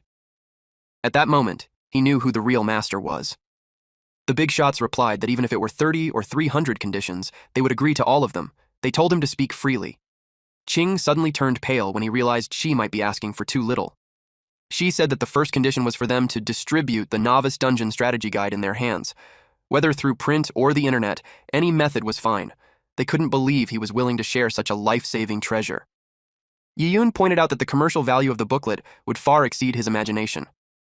Shilin agreed and added that the game was extremely dangerous, and no one would gamble with their life. Xi reminded them that he had just shown it to them for free. They realized how generous he was. Xi clarified that what he wanted was different. He didn't just want to save them, he wanted to save more people. And if they couldn't agree to the first condition, then there was nothing more to discuss. The 3 fell silent and sank into their thoughts. Ming knew he wasn't pretending. Yiyun noticed that Xi showed no sign of hesitation. Deep inside, Shilin admired him. He looked calm and had a kind heart. Xi believed he was a rare good man in this world. They agreed to his first condition and promised to spread it across the world as fast as possible. Xi moved on to the second condition. He wanted them to establish the Player Administration Bureau and create player management laws. The goal was to control players who gained supernatural powers so they wouldn't destroy the world's normal order. They assured him that they shared the same goal. They wouldn't allow powerful players to bully ordinary people. Xi then moved to the final condition. The three became nervous when they saw him hesitate. They wondered if it would be something extremely difficult. They even thought he might ask for something far beyond what they could handle. Inside, Ching silently hoped that she would just ask for more money. She said he wanted a house. It didn't have to be big, but he didn't want to keep living in a psychiatric hospital with his mother. He hoped she could live a normal life. They were stunned that his final condition was that simple. Even Ching felt disappointed. She thought it might be difficult for them to accept. After all, asking for himself made him feel uncomfortable, and he didn't want to seem like a beggar. But they quickly told him not to say that. They eagerly agreed to the condition without any issue. In fact, they were excited to prepare a house for him. He was glad to hear that, but he told them not to get too excited. They calmed down. Deep inside, they all thought the same thing. This was the easiest of the three conditions, and it was also the best chance to build favor with him. The three of them silently started competing over who would provide it. Since all three conditions were now stated, she decided to leave first. He expected someone to arrive soon. He informed them that the countdown for the next opening of Day of Confinement was about to appear. Everyone was shocked. Right on cue, the system notification appeared. It showed the countdown for the next round of the game. Only players who survived the novice dungeon could see it. They had 72 hours left. She told them that after they completed his requirements, he would write the strategy for all the dungeons in the second round. He urged them to move quickly since they only had 3 days. They all answered yes and bowed to him. Suddenly, someone knocked on the door. A guard stepped in and said someone had arrived. Yiyun scolded the guard. He had already ordered them not to disturb them, even if officials came. The guard panicked and explained that it was Shi's girlfriend. Everyone froze. Ching got angry at Shi after hearing that he had been dating behind his back. Shi grabbed his face and told him to shut up before he caused any misunderstanding. He also clarified that he wasn't dating anyone. A pretty woman holding flowers walked into the room. The guard tried to stop her. Ching glared at her. The three big shots quietly observed. Shilin thought that she and the woman matched well, just by appearance. But she didn't look happy to see her. He remembered her standing with another man, telling him to get lost. She said someone like him, a mental patient, had no right to like her. Back in school, many people thought he liked her, but at that time he only saw her as a friend, and now she was also a player. The woman gave Shi the bouquet and apologized for what happened. The big shots noticed that she didn't seem to like her. They were about to step in when they sensed trouble. But Ching beat them to it. He blocked her from getting close to Shi and told her to stay away. He questioned her right to even speak after she publicly humiliated Shi before. She became flustered. She tried to explain that she was young and ignorant back then, and she knew she was wrong. But she already knew why she came. It was because she saw the leaderboard. After hearing that, Shilin's brows furrowed. She immediately understood her intention. The woman admitted it was true, but she added that even if she rejected him before, she believed he wouldn't just let her die. That only made Ching more angry. He said her so-called rejection was more like slander and told her to choose her words properly. She tapped Ching's shoulder and told him to lower his voice since they were in a hospital. He said they should leave. Before walking out, she told her that he only ever saw her as a friend and never liked her. The woman insisted he was just being stubborn. She said that if he helped her, she would become his girlfriend. She chased after him, shouting that she would never leave him. The guard stepped in and blocked her. She was stunned. She shouted at them to move and claimed she was his girlfriend. Ming said it clearly. She didn't want anything to do with her. Shilin added that she shouldn't flatter herself, since she had already said she was never his girlfriend. They ordered the guards to escort her out. The guards grabbed her as she screamed for them to let go. Meanwhile, Ching told Shi that he was amazing. They headed toward the ward, because she was expecting someone to already be there. He opened the door. A silver-haired woman turned toward him. Shi's mother said that Xiao Yirue had come to visit him again. The silver-haired woman Xiao Yirue said that Auntie told her he stepped out, so she helped with some chores while waiting. She smiled and said that it had been a long time since they last saw each other. That confused her, since she had just visited last week. But in his past life, he remembered it clearly. She was lying in a pool of blood, and her final words to him were to keep living. In this life, he vowed not to let any important person leave him again. He pulled her into a hug. It made her blush. Ching watched them and wondered if they were really just friends. He found it strange. That night, the hospital voluntarily moved him and his mother to a better ward. It just showed how much influence Ming and the others had. The countdown screen showed that there were 63 hours left. He expected the next dungeon to be the same as in his past life. After the class change, he obtained the skill Resonance of Tools. It gave him a different feeling toward everything he touched. For example, the bed.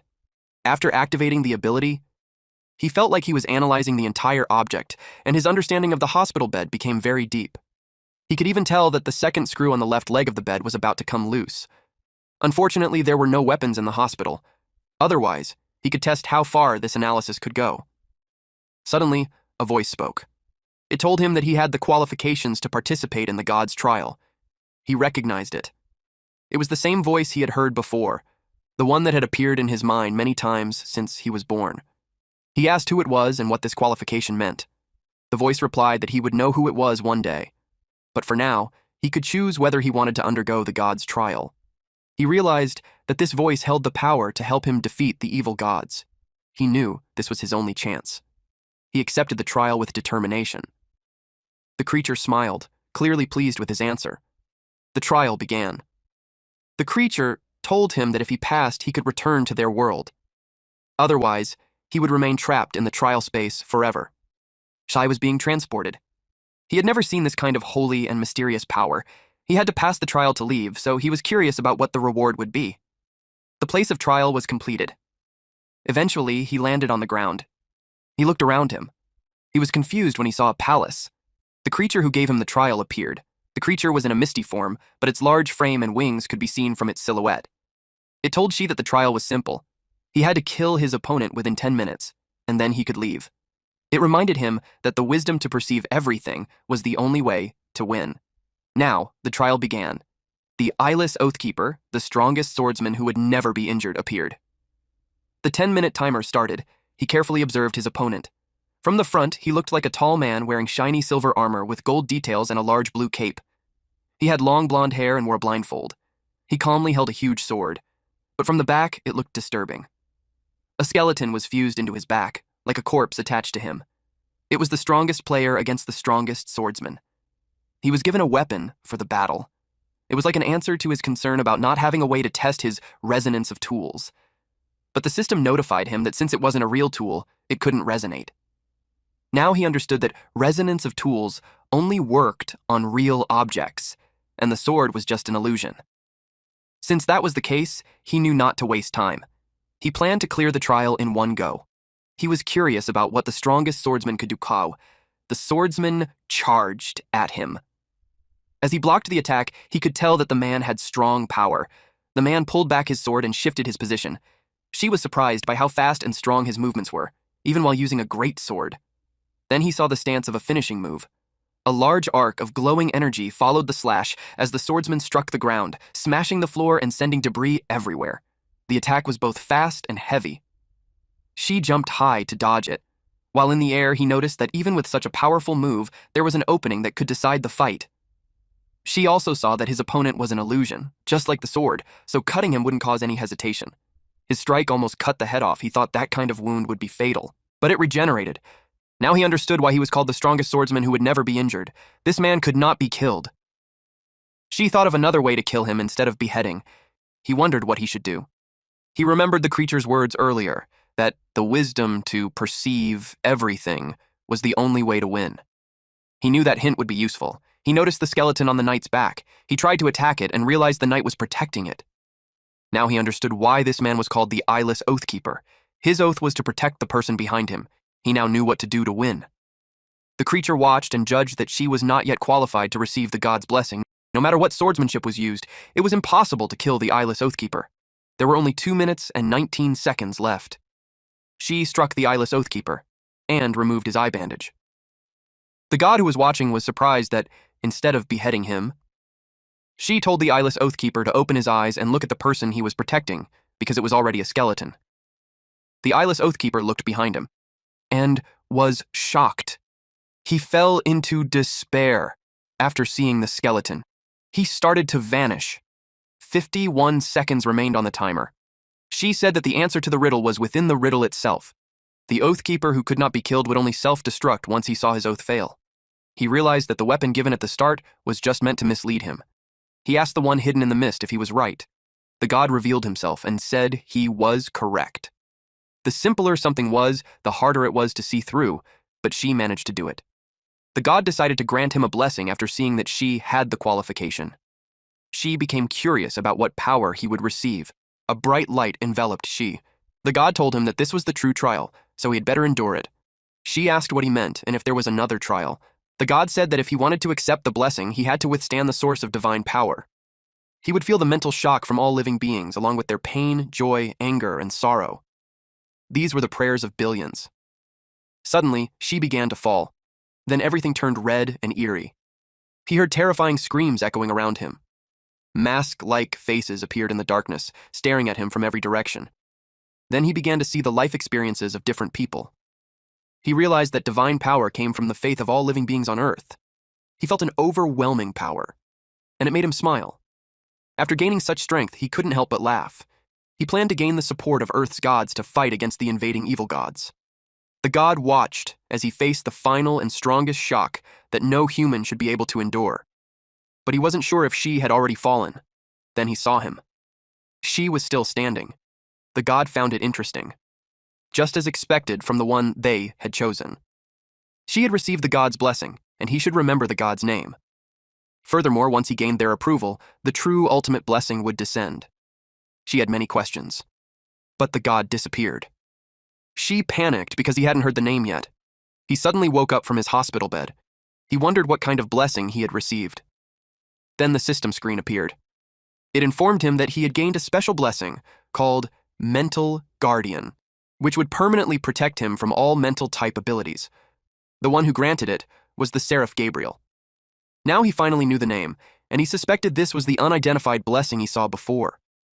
Being immune to mental type abilities was extremely useful, but now he was even more interested in the other gods Gabriel mentioned, and the ultimate blessing they spoke of. He didn't expect that the mental illness that troubled him before was actually a group of gods on Earth. In the end, the power to save the world had been hidden inside his illness all along. Ching checked the countdown on his phone and was amazed to see a video version. He got too loud, so she smacked him on the head and reminded him that they were in a hospital. Ching excitedly showed him the dungeon simulation video they made, and it looked very realistic. Ji's mother was glad to see that their friendship was strong. Ji watched the video and acknowledged that Ming and his team were efficient. In less than 2 days, promotional videos for the initial game dungeon were already all over the internet. Moreover, they had already reached cooperation with the officials and established the Player Management Special Action Bureau. It also showed the World Player Leaderboard. She wondered if the storm he stirred would allow those naturally powerful players to spread their wings and rise. The nurse told Chi to look outside because there was a convoy saying they were there to pick him up. Ching rushed to the window to check. His eyes lit up when he saw that it really was a convoy. The 3 big shots were there, several guards stood around, and multiple cars followed the limousine. Shilin saw Ching at the window and asked him to tell Shi that they had come to pick him up to see his new residence. Ching got even more excited. He said that they really brought a convoy just to pick them up. Shi replied that he already knew, and they should head down. Deep inside, he wondered if rich people always like to make such a big scene. His mother looked worried. She told him not to get involved in anything illegal. Ching was confused by what she said. She assured her that they hadn't done anything wrong. He said that he was just saving the world right now. That only made his mother more confused. The nurse thought he was still talking nonsense, but she knew that sooner or later they would understand the truth. They went to the villa that Ming had carefully selected. It was surrounded by beautiful mountains and clear water with a garden in the backyard, and all the food was organic and fresh. It also came with 16 bodyguards and 8 nannies working around the clock. It would definitely be comfortable for him and his mother. She turned back and told him that he would check the others. Ching was surprised that he didn't even like it. Ming commented that it was such a pity. He couldn't understand Shi's taste. Yeyun and Shilin were waiting for him in the car. Since she didn't like the house Ming prepared, it was now Yeyun's turn. But Shilin thought this was her chance. Yeyun was confident in the house he chose. He believed he would win Shi's favor. Yeyun believed that a young talent like Shi should live in a place overlooking the entire Qingshan city. Ching's eyes sparkled. He was amazed to see the whole city. Yeyun told them that the apartment was located in the most central area of Qingshan City, a landmark building designed by a world-famous architect, and this unit was the top-tier king of the building in the tower. Moreover, he had prepared something extra for Shi. Ching became excited. He told everyone to come out. They were the 10 nannies he selected for Shi. They were all young and beautiful women. Qing got extremely excited when he saw so many goddess-level beauties. They surrounded Qi. Ming and Shilin were stunned. They hadn't thought of this. This made Yiyun believe that no man could refuse his offer. But Qi simply left to check the next place. Yiyun couldn't believe it. This only proved that Qi was truly different from others. Ming still hoped he had a chance. Shilin led him to the house she had chosen. It wasn't as luxurious, but she hoped he would like it. She had done her research and learned about his and his mother's past, so she believed he would find the house familiar. She said it felt both familiar and unfamiliar. Qing realized that it used to be Xi's childhood home. He knew it had been sold to pay for Xi's treatment. Ming and Yiyun already knew they had lost. Shilin explained that the house had changed owner several times, so the layout wasn't exactly the same. But she had done her best to restore it and make it comfortable. She realized how thoughtful she was. The room arrangement was close to what he remembered from his childhood. He said he would take it and thanked her. She told him there was no need to be polite since it was her honor. The two men felt defeated. They didn't expect to lose so completely. She told Qing to bring it out. Shilin asked what it was. Qing handed it over. It was all the strategy guides for the second round dungeons that she had written over the past few days. Only players who cleared the novice dungeon would encounter them. She couldn't believe something so valuable was just tucked into his waistband like that. They asked if they could distribute it to everyone as well. She said there was no need, but they could choose some people with good potential and give it to them. The game Day of Confinement required players to understand and grow stronger on their own, so for those who passed the novice dungeon by luck, even if they received it, they wouldn't go far. What he wanted was to filter out excellent players. They only needed to help rookies understand the rules, and that would be enough. The truly capable ones would stand out on their own. They understood his intention. Shilin then asked why he wanted to select these excellent players. She said he needed them to save the world with him. Everyone was shocked. They realized he had a grand goal. There were 2 hours and 69 minutes left before the next round began.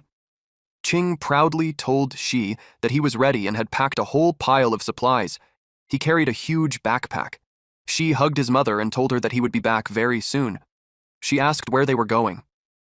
Qing, acting like a child, said they were going on an adventure to another world. The countdown ended, and the selected players were about to be teleported. Qing said goodbye to Mrs. Luo. She believed Qing could clear it on his own, so he didn't plan to help him. Qing told him to watch him make it onto the leaderboard. Then they were teleported. Just like in his past life, the second dungeon was Extreme Cold Apartment. This was a D-rank dungeon, and those who entered were no longer rookies. They had to find the boss and defeat it to clear the dungeon. There was a 5-minute countdown before the door opened. Just like before, the system gave misleading hints. It wasn't as simple as finding the boss. To clear the dungeon, he needed a completely reliable teammate, because the true clearing condition was to team up with a reliable partner and draw out 2 bosses from the top and bottom floors. They had to bring both bosses to the middle floor and make them meet. Only then could the dungeon be cleared. After all, the memory of being betrayed by that person in his past life was still fresh in his mind. He looked forward to meeting the most reliable person in his heart.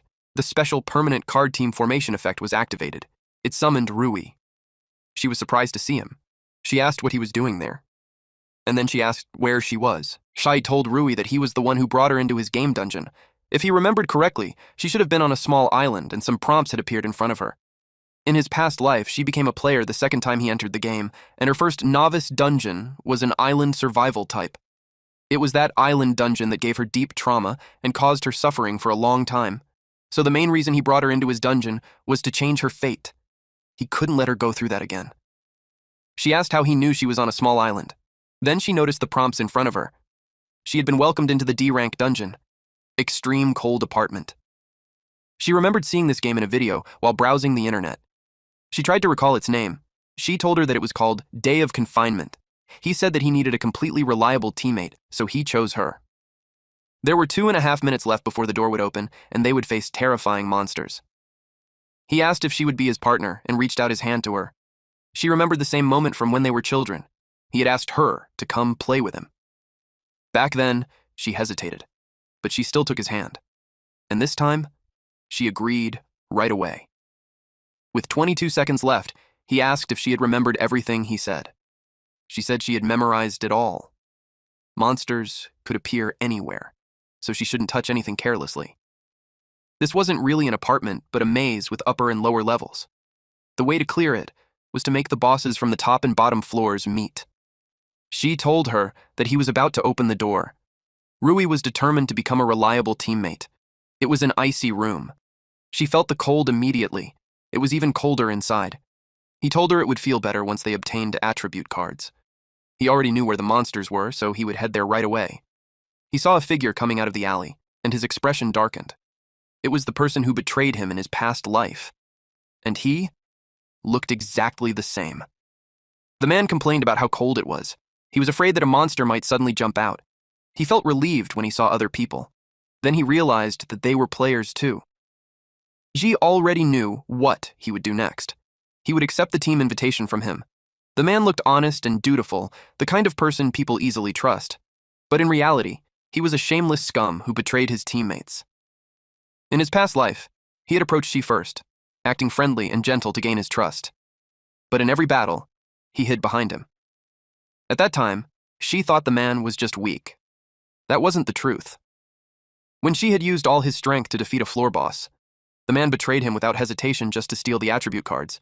He stabbed Ji in the back and left him lying in a pool of blood. Back then, Ji almost died because of that. But someone reached out and saved him. Back to the present. The man now offered to team up so they could watch each other's backs and deal with monsters more easily. But deep inside, he was just waiting for a chance to kill Ji and take the woman for himself.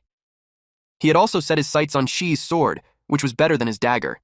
He urged Ji to join forces, but since this man had stabbed Ji in the back before, Ji returned the favor. The man was shocked. Just like what the man did in the past, Ji planned to leave him there and let him fend for himself. Ji asked Rui if she had any questions. She said no. She trusted that he had his reasons. They moved on to find attribute cards for her. A man appeared and walked toward the injured man. He confirmed that Ji's appearance matched the information he had received. He wondered if someone who freely shared the novice dungeon strategy guide would really harm others without reason. Liu Mao decided that Ji was someone worth observing. Mao was ranked 34th on the leaderboard. In one room, a monster was hanging. Ji kicked the door open to look for a monster. And just as he expected, it was there. It was the Hanging Cold Spirit, level 5, with level 5 strength, level 6 agility, level 2 stamina, and level 1 mana. It rushed toward them. Rui was terrified. It moved quickly while making strange monster noises. Ji glared at it and told it to shut up because it was too noisy. He simply slapped it. That sent it flying into a pile of objects. Just like that, it was defeated. They obtained E-rank attribute cards that could increase stamina below level 10. Rui asked if he always fought monsters like that. She told Rui that it wasn't exactly his usual way of fighting, because some monsters in the dungeon were tricky. The one he just slapped was especially weak. Rui, being a horror fan, got excited when she heard that there were monsters even she couldn't handle. He handed her the card and told her to hold it and think about using it so she could gain player attributes. She thought it sounded ridiculous. An apartment couldn't possibly have monsters like this. But when she used the card, it worked. Her stamina reached level 1. He praised her for learning it so quickly. They moved on to find the next one. After gaining attributes, she didn't feel as cold anymore. She asked him how he knew so much about the game. She wondered if it was because he liked playing it. That made him stop. His expression turned grim. She asked if she said something wrong. He told her that this game wasn't fun at all. He reminded her that their only goal in playing it was to destroy it. Even though she didn't understand, she trusted that he had his reasons. Suddenly, a monster came out of the wall. She grabbed its neck and crushed it in his hand. It was disappointing that it didn't drop any attribute cards. That was one of the difficulties of the dungeon. The drops were random, but he knew that the floor boss on each level would definitely drop cards. He went to find them. Meanwhile, the other players were struggling inside the maze. The apartment was so large that they couldn't find their way out. Rui noticed that those players knew far less than she. It made her admire how he could move through the maze without getting lost. While walking, she told her that the early danger of the extreme cold apartment wasn't that strong. The temperature dropped by 1 degree every 5 minutes. The starting temperature was 6 degrees. Only after 30 minutes would it fall below 0, but there was no limit to how low it could go. As time passed, even players with attributes wouldn't be able to endure it. If they couldn't find the floor boss of their lair, the door to the next floor would never open. The final result would be everyone freezing to death. That surprised her. He continued, saying that the higher or lower the floor, the faster the temperature dropped. But she still remembered where the floor boss of each layer was. Mao followed him and noticed that every move he made had a purpose. Unfortunately, the system gave him very few hints. He didn't know how to find the exit of the floor. It made him wonder if she had a method. This made him think that someone who could write so many novice dungeon strategy guides might really have a special ability. He hoped the world's #1 player wouldn't disappoint him. Deep inside the maze, the initial floor boss was in that area. Usually it hid itself well, so they needed to make noise to lure it out. But suddenly, someone appeared and recognized Shi. It was a punk. He asked if he was Luo Shi. Rui asked Shi if he knew him, but Shi didn't recognize the guy. They walked past him, which made the man shout at them not to look down on him. He said he was also on the leaderboard. Mao heard this and wondered what his rank was. Shi said he didn't remember him, because he only remembered the top 10 players. He asked what his rank was. The red-haired man got angry and told him not to be arrogant. He proudly said he was ranked 783, and after this dungeon, he would be #1. He introduced himself as Zhang Qi and said they could call him Qi Shao. Shi and Rui were not impressed. Mao even felt it wasn't worth reacting. Shi asked what this 783 wanted. Being called that made Qi Shao angry, so he demanded to be called by his name instead. He said he came to defeat Shi and take first place. He wanted everyone to believe that Shi only got first place by luck. Shi simply slapped him and sent him to the ground. Then Shi told 783 to stay in the corner because he had things to do. Qi Shao pulled out his dagger and told his companions to draw their weapons too. They planned to take Shi's loot. Qi Shao said he would slap Shi 100 times. Shi knew they were just foolish, not truly evil. So he decided to teach them a lesson. He kicked open a door and picked up a wooden stick from inside. He planned to use only that to teach them properly. The situation favored Shi since he also needed to make a scene to attract the floor boss. At the same time, he could test his class skill. He used resonance of tools on the wooden stick. It activated successfully, and the system showed that the weapon rating was E, a useless trash item, with 99.9 resonance level. With repeated use, the resonance level would increase. He also gained a level 1 strength buff. Now he knew that the skill could automatically rate weapons. He realized that this skill would be very useful if he encountered unidentified items in the future. Qi Shao called him an arrogant brat for not using his sword. He said it would be his biggest mistake. Shi simply glared at them. Qi Shao called his brothers to follow him, but they hesitated. They were too scared. This made Qi Shao furious. He called them useless and forced them to move. They were afraid because they knew Shi was ranked first in the world. Some of them even questioned if their boss knew what he was doing. But Qi Shao was overwhelmed with emotion. He felt insulted and wanted to fight. He attacked Shi without hesitation, not caring that he was facing the #1 player. He claimed it was just an empty title and that he would defeat him. Since Shi needed to make noise, he chose the most painful way to respond. Ji slapped him and said his actions were completely brainless. Qi Shao burst into tears. He screamed loudly in pain. It was a good scream.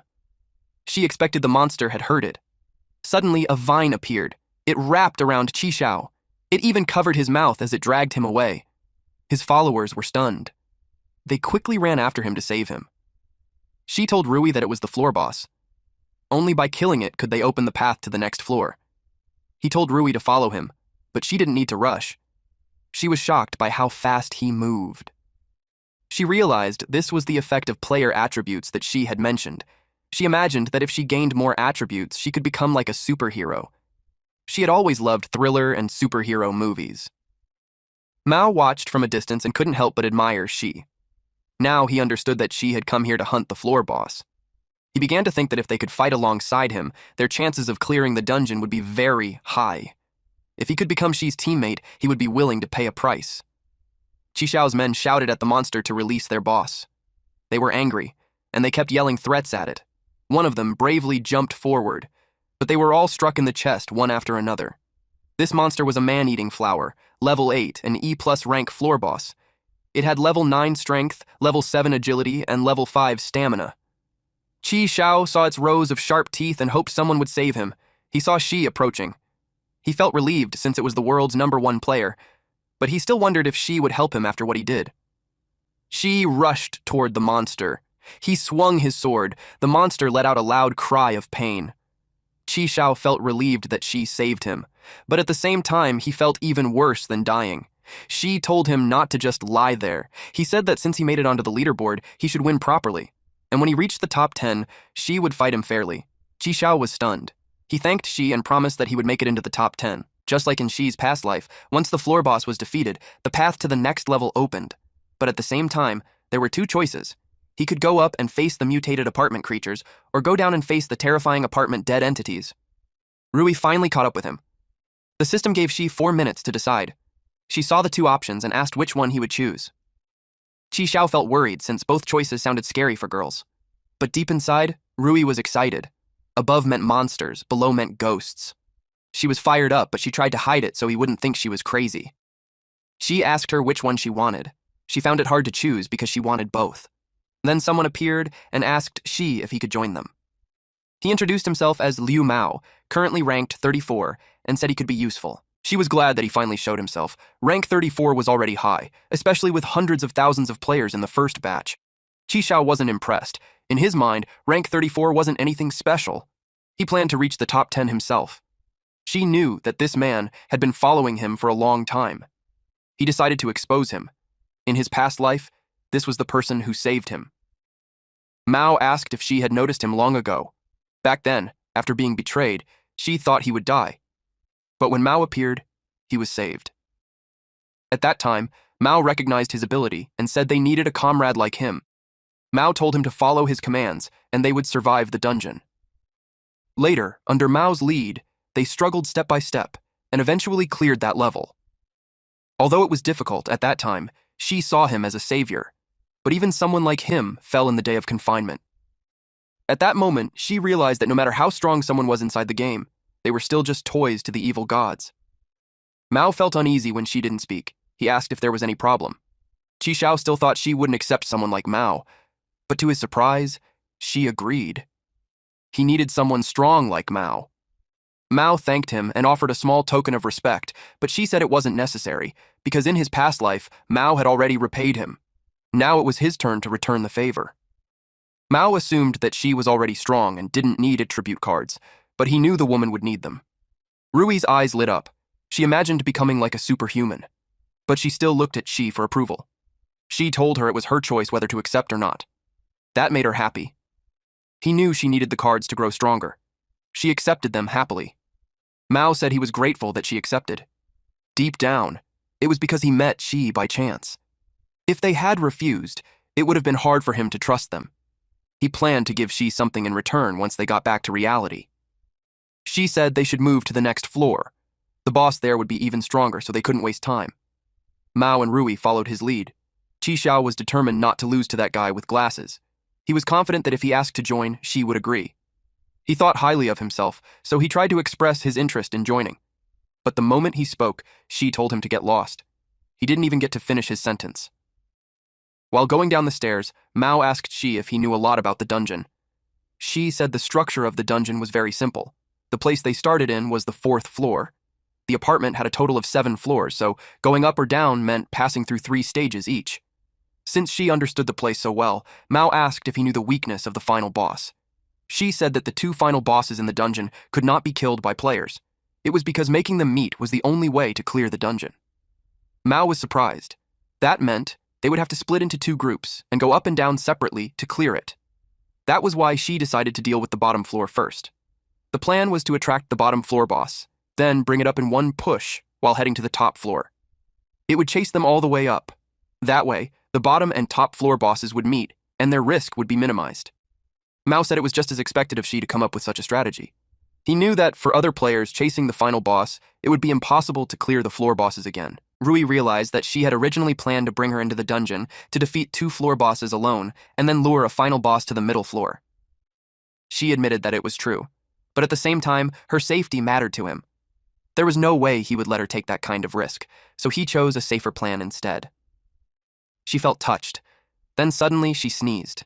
She felt cold even with stamina at level 4, strength at level 3, and agility at level 2.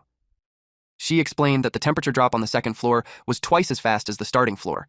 It had already fallen below 0. They had no time to waste. They needed to find the floor boss as soon as possible. Eventually, they reached a room where there was a ferocious wolf-like monster, along with several zombie monsters. Mao was amazed that in such a huge maze, Shi could locate the boss so precisely. She said that it was a route he had memorized through life and death, so there was no way he could forget it. This made Mao wonder if Shi had been there before. It didn't make sense since the game had only just appeared in the world. They faced the D-rank boss, the Dog King Aras.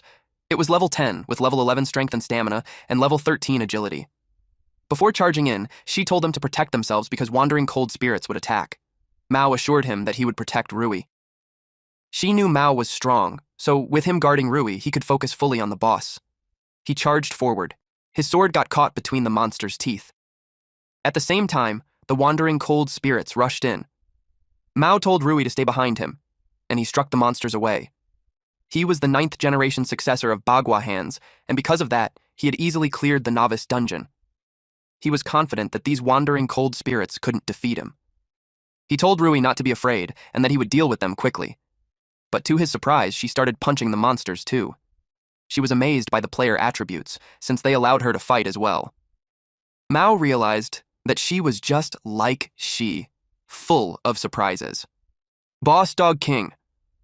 Aras roared loudly, and it tried to claw Ji. She saw an opening and slashed it all over. Mao noticed that she had many chances to kill the boss, but he kept avoiding its vital points. He wondered why he would do that. When they had to kill the floor boss to go down to the next floor, and if the temperature kept dropping like that, they would all die.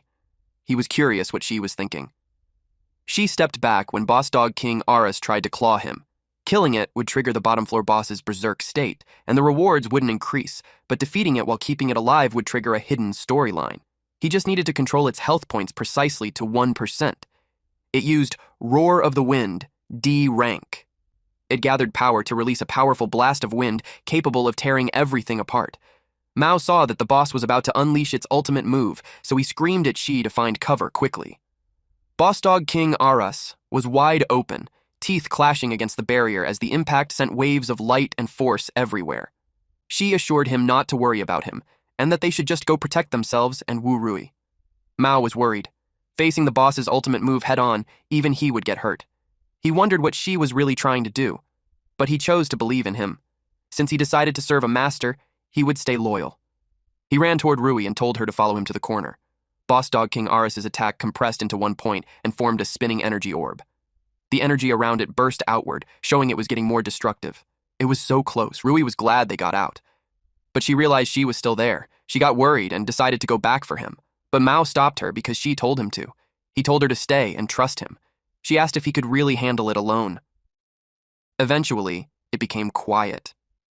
She noticed how the wind outside had died down. She suggested taking a look. Mao said Shi hadn't called for them yet, so they should wait a bit longer. Right on time, Shi told them to come out. Rui felt relieved when she heard his voice. They hurried over to him. They were shocked at what they saw. Aras was at 1% health points. Rui said he was amazing, like a superhero from the movies. Mao admitted he was worried about his safety, but now he realized he had been ignorant. Shi now expected the hidden side mission to trigger. Mao realized that Shi didn't spare it, just for no reason. It was all for the hidden side mission. Rui, on the other hand, was amazed by the hidden side mission. He told Aras that he could take it to see its master if it was willing to come. Aras was surprised. It let out a pitiful howl. The system notified Shi that Aras had sent him a team join request. He accepted it. Aras has joined the team. The hidden side mission has started. After recruiting both Aras and Little Posey into the team, the whole team will gain a special buff bonus. The final settlement rewards will increase by 50%. The system notified him that he had defeated Aras and obtained a D-rank attribute card, plus 2 stamina and plus 2 strength, usable when the attribute value reaches level 15. He also received a D-rank item card, Storage King, which was upgradable. It could store 5 cubic meters of items, but it could not store living things. He was glad to receive the D-rank attribute cards because he could use them. His strength was at level 11, while agility, stamina, and mana were all at level 10. They obtained a permanent buff Mental Guardian, which made them immune to any mental type abilities. He used the card, raising his strength to level 13 and stamina to level 12. As for the storage item, he knew it would be useful for storing things in the future. A barking sound caught his attention. It looked like a small husky puppy. He asked Aras if that was its true form. Rui found it cute and patted its head. She couldn't believe it was the same boss from earlier. She replied that if she didn't believe it, he could make it change back. That instantly froze her. Just remembering its huge and terrifying form made her turn pale. But she was just joking. He told her that this was its real form now. She asked if all the bosses on that level came from those cute little creatures. Mao didn't notice it earlier, but if that was true, then the one who created the dungeon was seriously messed up. She told them they were right. He warned them that deeper inside, they would see more of the dark side of the game. Now, Rui understood why he said the only purpose of playing the game was to destroy it. A path formed ahead of them. Suddenly they heard an animal sound. It was a soft meow. Rui wondered if there was really a cat down there. Aras started barking aggressively. She knew that wasn't a cat, but the floor boss of the next level. He told them to move. It was already getting impatient to see its old friend. Extreme cold apartment, -2nd floor. Current temperature, -10 degrees Celsius. The temperature in this stage drops by 2 degrees every minute. Some E-rank and D-rank cold spirits at level 9 roam around the area. Shi Mao and Rui watched them. Those monsters noticed them. Rui noticed that the number of monsters in this stage had increased. She said she was right. The closer they got to the final boss, the more monsters would appear, and the stronger they would become. The temperature kept dropping, and the monsters kept getting tougher and more numerous. The difficulty of this dungeon was far higher than a normal E-rank novice dungeon. The monsters charged at them. She looked calm. Mao moved first. He quickly stepped forward and pushed back the attacking monsters. Mao told Shi that he would handle these, while Shi rested and focused on the boss. Mao was level 8, with level 11 strength, level 4 stamina, level 9 agility, and level 1 mana. He had an exclusive buff called Family Heirloom Bagua Hands, which increased his strength and agility by 2 levels. She looked forward to players becoming stronger, just like Mao. Mao suddenly moved at high speed, leaving afterimages behind. He swung his hands in wide arcs, releasing waves of blue energy that cut through everything in front of him. He told Rui and Shi to follow behind him. Rui already knew he was strong, but seeing it in person still amazed her. Shi knew clearing the path wasn't a problem for Mao, but he asked if he knew where the floor boss was. Mao felt embarrassed. Suddenly, more monsters rushed toward them. Rui panicked and told him to look behind him. He was caught off guard. At that distance, he knew he would get hit. Suddenly, someone told him to get down. He recognized the voice. It was Shi. He crouched immediately, and the monsters behind him were struck. With just one swing of the sword, several monsters were already cut down. Rui said that even though she had seen it many times, it still felt unreal. Mao finally realized just how ridiculously strong Shi was. Shi told them it was time to move. He already knew where the boss was. When he opened the door to the room, 2 monsters were slammed backward. They saw the boss of this floor. It was the D-rank boss, Cat King Little Posy, level 11 with 100% health. Its strength was level 12, physique level 10, agility level 16, and it had a D-rank skill called Agility Hunter, which increased its agility by 3 levels. It let out a loud meow. Rui's eyes lit up when she saw the giant cat. She thought it was really cute. Mao couldn't believe it. The thing was massive, and she still called it cute. If she remembered correctly, the boss had extremely high agility because of its skill buff. Even his current self couldn't match it in speed. So to defeat it, they needed another method. He borrowed Aras for a moment. He wanted Aras to face its former partner. Its bark could apply a debuff. This was one of the hidden rules. He told them to deal with the cold spirit monsters as usual and leave the boss to him. Mao and Rui agreed. Although Rui wasn't very afraid of monsters, she still lacked real combat experience. She charged forward. Some monsters rushed at him. He kept moving. He told them not to get in his way. He cut them down, then he crouched. He gathered strength for a high jump. Aras was shocked by the sudden move. It made Boss Cat King Little Posy angry. Its attack had already begun, so she needed to stop it immediately. He threw Aras forward and told it to bark. Aras did exactly that. Boss Cat King Little Posy was affected. The current boss, Little Posy, sensed the voice of its companion Aras. Its fighting spirit dropped by 30%, agility dropped by 20%, and strength dropped by 20%. She saw his chance. He attacked, and landed a heavy blow. Little Posy's health dropped to 1%. Now the problem has been solved. It was time for the next step. He asked Little Posy if it wanted to go see its master with him and Aras. Little Posy stayed cautious. Aras barked again. Little Posy's expression softened. She received a notification. Little Posy had sent a team join request. He accepted it. The system notified him that he had recruited the -2nd floor boss, Little Posy. He received rewards, D-rank attribute cards, 2 agility and 2 strength, usable when the attribute value is below level 15. He also received a D-rank item card called incomplete upgrade core, which could upgrade weapons or items below D rank, but only one ability. He was glad. He could finally upgrade one of the Blue Vein Sword's abilities. He used the attribute cards immediately. His strength rose to level 15, agility to level 12, stamina to level 12, and mana stayed at level 10. Little Posy joined the team, triggering the hidden mission. The whole team gained a special buff called Past Intimacy. It gave plus 20% defense, plus 20% strength, and plus 20% agility. There was also a 50% chance to awaken the bottom floor boss's past memories. The final settlement reward also increased by 50%. Rui was happy to see the special buff, and the extra 50% reward made it even better. A passage to the next floor appeared again. She invited them to move forward and face the final boss of the bottom floor head-on. This was the first boss that couldn't be killed the normal way. Rui felt the cold. The whole apartment was like an ice cave. Without cold-proof clothing, an ordinary person would suffer just by standing there. The Blue Vein Sword only had one skill for now, so she wondered what it would become after the upgrade. Upgrading a D-rank skill usually just boosts damage, but it was still better than nothing. He used the card. Light gathered around his weapon. Then the status of the Blue Vein Sword appeared. Its exclusive skill one was Sky-Splitting Slash. When the sword strikes, blood energy builds up in the blade. Once the blade nodes turn fully red, it can release a powerful sword chi that deals damage equal to the wielder's strength level. For every 10 levels the wielder gains, the sword will randomly obtain one new skill. This weapon is permanently bound to the user through soul imprint technology. She suddenly remembered that when he reached level 10, the Blue Vein Sword had already unlocked a second skill slot.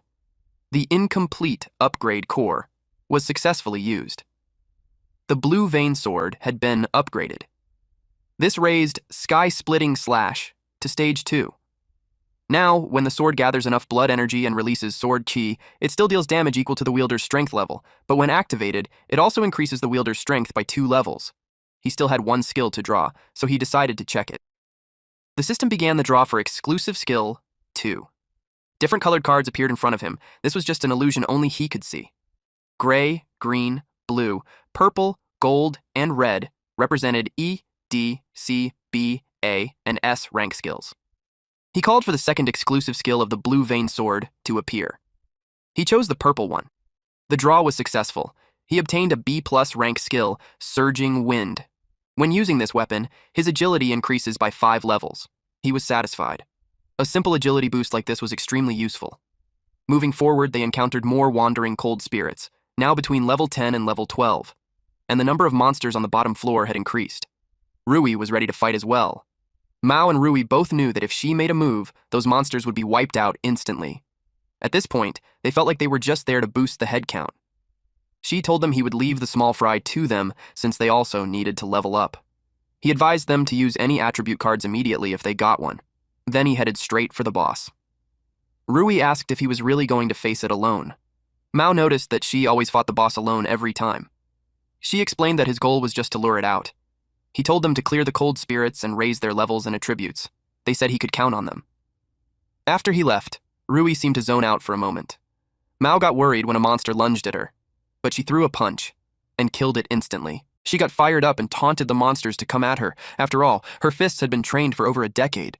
Rui was level 6 with level 5 strength, level 3 stamina, and level 5 agility. She could feel how much stronger she had become. She had trained all this time to protect Qing. With one punch, she blasted 2 monsters away. Mao was stunned. He already knew her personality didn't match her appearance, but now he realized she only showed her real self when she wasn't around. A monster attacked him from behind, but with a single swing of his arm, its upper body was gone. He decided to get serious too. Several monsters rushed toward him. They looked vicious, with sharp teeth and glowing eyes. Meanwhile, in a pile of skeletons, there stood the D-rank bottom floor final boss, the extreme cold yin woman at level 15, with full health. She had level 7 strength, level 18 stamina, level 12 agility, and level 16 mana. She possessed a D+ rank skill called Extreme Cold Ice Spike, which could release up to 6 ice spikes at once to attack her enemies. Her eyes were hollow. She stepped forward. Her long hair flowed behind her. Her dark, empty eyes and horn-like spikes made her look like a ghostly giant. Her massive figure loomed over everything, making the air feel even colder and more eerie. She chuckled when she saw a human approach. She knew that the cries of the 2 companions with him had a 50% chance to awaken her memories from when she was still alive. Even though the system didn't say it directly, he knew he only had one shot. She liked humans. Their blood was sweet. She attacked him.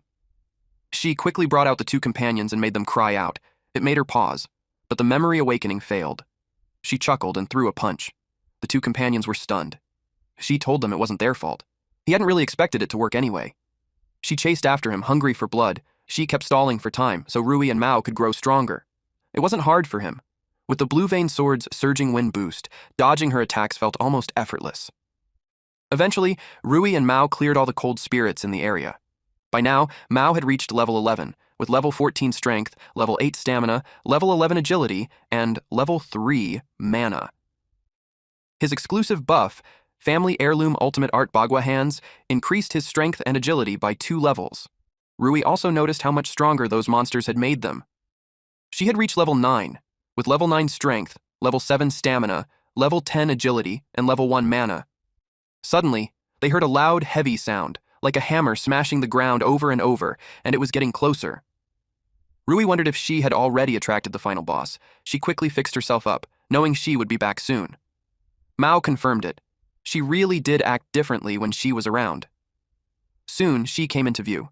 She felt relieved seeing him, but right behind him was the boss. They were shocked by how huge the monster was. She told them to retreat. They needed to head back the way they came and move toward the top floor. The final boss prepared its ice spikes. The 3 of them ran. Mao asked She if he should switch in and take the boss's hits so she could rest. She said there was no need. The target was already locked on him. Until she killed him, she wouldn't switch targets. Extreme Cold Yin Woman has locked onto player She. She launched an ice spike to claim his blood. She dodged it with ease. Mao said only she could stay calm while being hunted by something like that. Rui agreed. Only she could say terrifying things so casually. Some monsters blocked their path. Before the final boss dies, mobs in the dungeon will keep respawning, but Mao and Rui handled them. They cut them down easily. She noticed how much they had improved. On Basement 1, many players were still struggling. One player threw a solid punch. It was Qi Xiao. His followers praised him loudly. Then suddenly the ground began to shake. They saw She and the others rushing toward them. Qi Xiao recognized them. One of his followers was confused. Why were they running back when the final boss should be below? Then they saw it. The extreme cold yin woman was chasing them, and she was still at full health. They froze. The shaking wasn't an earthquake. It was her. Mao shouted at them to move or they would die. But Qi Xiao looked down on the boss. He didn't plan to run. She ran past him. Then, the monster stepped on him and kept chasing She. His followers told him to snap out of it, but he looked completely broken, like his soul had left his body. She explained that once the boss locks onto a target, it won't actively attack others. So even if they didn't move, they would still be safe. Mao admitted he had overthought it. They kept running. They passed through the middle floors. If they went higher, they would face the mutated apartment creatures. Rui asked if the bosses above had hidden rules like Little Posy and the others. She said no. Unlike the lower floors, the bosses on the upper floors were all things that the top floor final boss hated the most. The top floor boss is the bottom floor boss's father. As long as the two meet, the stage will be cleared. But both the top floor boss and the bottom floor boss were just poor people when they were alive. On the day the top floor boss became a father, his wife died during childbirth after meeting a quack doctor who failed to treat her properly. The daughter grew up without her mother. While her father worked outside, she only had cats and dogs to keep her company. Even so, she still grew up healthy. But while waiting for her father to come home, the daughter got into a car accident and died right in front of him.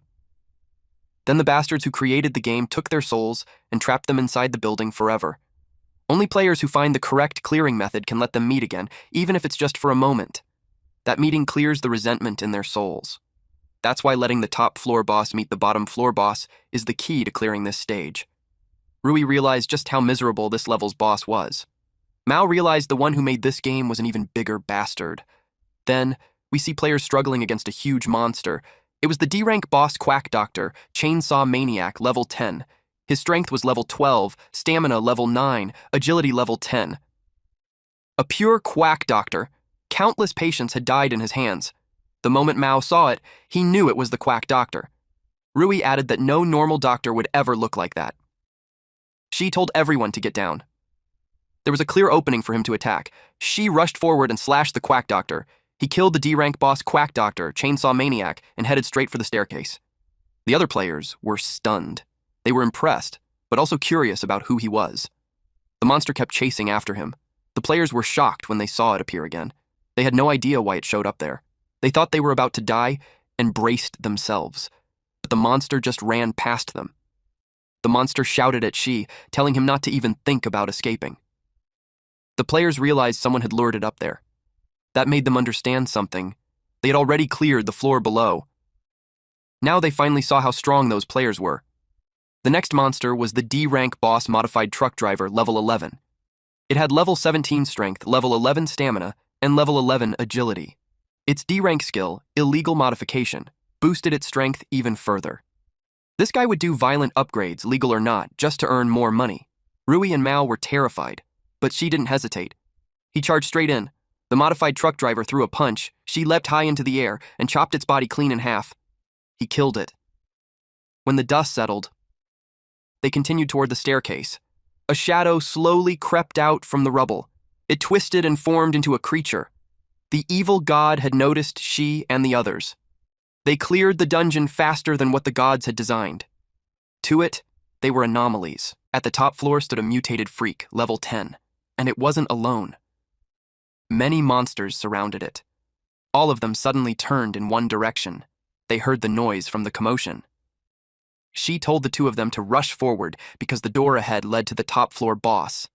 The monster let out a loud roar. She told them to keep moving and leave everything else to him. With a single slash, he cut down several monsters, and the two of them charged ahead. They pushed the door open. And the final boss was right there. They stepped into the top floor boss domain. It was the Extreme Cold Ringleader, level 15. It had level 16 strength, level 19 stamina, level 15 agility, and level 1 mana. It had a D-rank skill called Extreme Cold Breath, letting it unleash freezing air at will. Mao muttered that it looked nothing like the tragic man he had imagined. The door suddenly slammed shut. The system announced that it wouldn't open again until the players outside met the conditions. The two of them were left confused. The monster roared again. Rui realized they had to survive on their own until she opened the door. Mao knew that meant fighting to the death. A mission was triggered. She had to kill all mutated freaks on the floor within 5 minutes. Otherwise, the door to the boss room would stay shut. This was a late-game rule, but somehow it appeared in the second dungeon. Something else felt off. She noticed something watching him. In his past life, that never existed. He wondered if it was the evil gods, observing everything. Because of his rebirth, Day of Confinement had already started to change. Even with all his memories, he knew he had to stay careful. He needed to kill every monster, and fast, 5 minutes. That was all he had. But for trash like this, it was more than enough. He moved. Every step was clean. Every strike was precise. And with each slash, another monster fell. Some monsters started avoiding him. She noticed how they ran away. Their behavior had clearly changed. A huge hand suddenly reached out toward him. He blocked it with his sword. It was the Extreme Cold Yin woman. Now, he understood. The real difficulty came from her. She was there to stop him. The monster stared at him, craving fresh blood. She read her next move. Ice crystals burst out from the ground. He could have been trapped, but there was no blood. She had already slipped behind her, and unleashed Sky-Splitting Slash, Stage 2. Power surged from his blade, and the strike cut her clean in half. She seemed almost amused that he got behind her. She landed safely on the ground. He knew he couldn't kill her, but disabling her was enough. Now he could focus on wiping out the other monsters and opening the door. There were 4 minutes and 15 seconds left, and the boss that Rui and Mao were facing couldn't even be killed. It was even stronger than the Yin woman. He just hoped they could hold on until he got there. On the other side of the door, the Extreme Cold Ringleader threw a punch. The impact blasted someone across the room. Mao slammed into the door and coughed up blood. He couldn't keep up with its speed. He couldn't believe this was the kind of power she had been fighting alone. He always thought the gap between them wasn't that big. But now he understood the difference between rank 1 and rank 34. It wasn't a gap. It was a chasm. Rui stepped in and blocked the next attack to protect him. She told him to get up. They had promised to hold on until she arrived. But the moment she got distracted, the monster grabbed her. Mao stepped in and used Bagua Hands, third form. He struck the monster's face and knocked it to the ground. Rui couldn't believe what she just saw. Mao clenched his fists. He refused to give up again, even if the gap between him and she was as wide as a chasm. He activated Bagua hands. Enraged state. His strength rose to level 4. His mana surged to level 10. In this state, he could use Bagua True Ki to launch attacks from a distance. The monster got back up and attacked again. Mao told it not to underestimate him. He struck it again, forcing it back. Then he unleashed a series of palm strikes. The monster was eventually slammed to the ground. He didn't expect the special force method his father taught him to actually work here. Back then, his father told him that Bagua hands wasn't just for close combat. As long as he understood its true meaning, he could strike enemies from a distance using palm force. But unfortunately, he still hadn't fully mastered it. Bagua hands in enraged state had 2 minutes and 13 seconds left.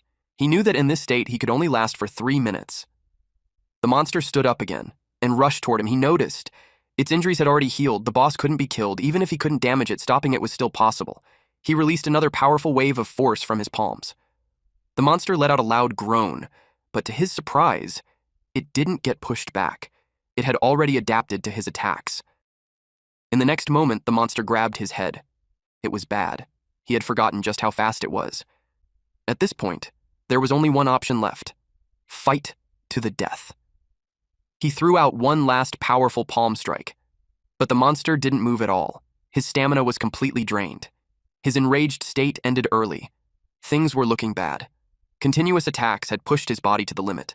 The monster raised its claw, ready to tear him apart. Mao knew this was the end. Then, a gunshot rang out. The bullet struck the monster's back, and it dropped to the ground. Rui was the one who fired. The weapon was originally a gift for Shi, but saving Mao came first. She knew Shi wouldn't mind.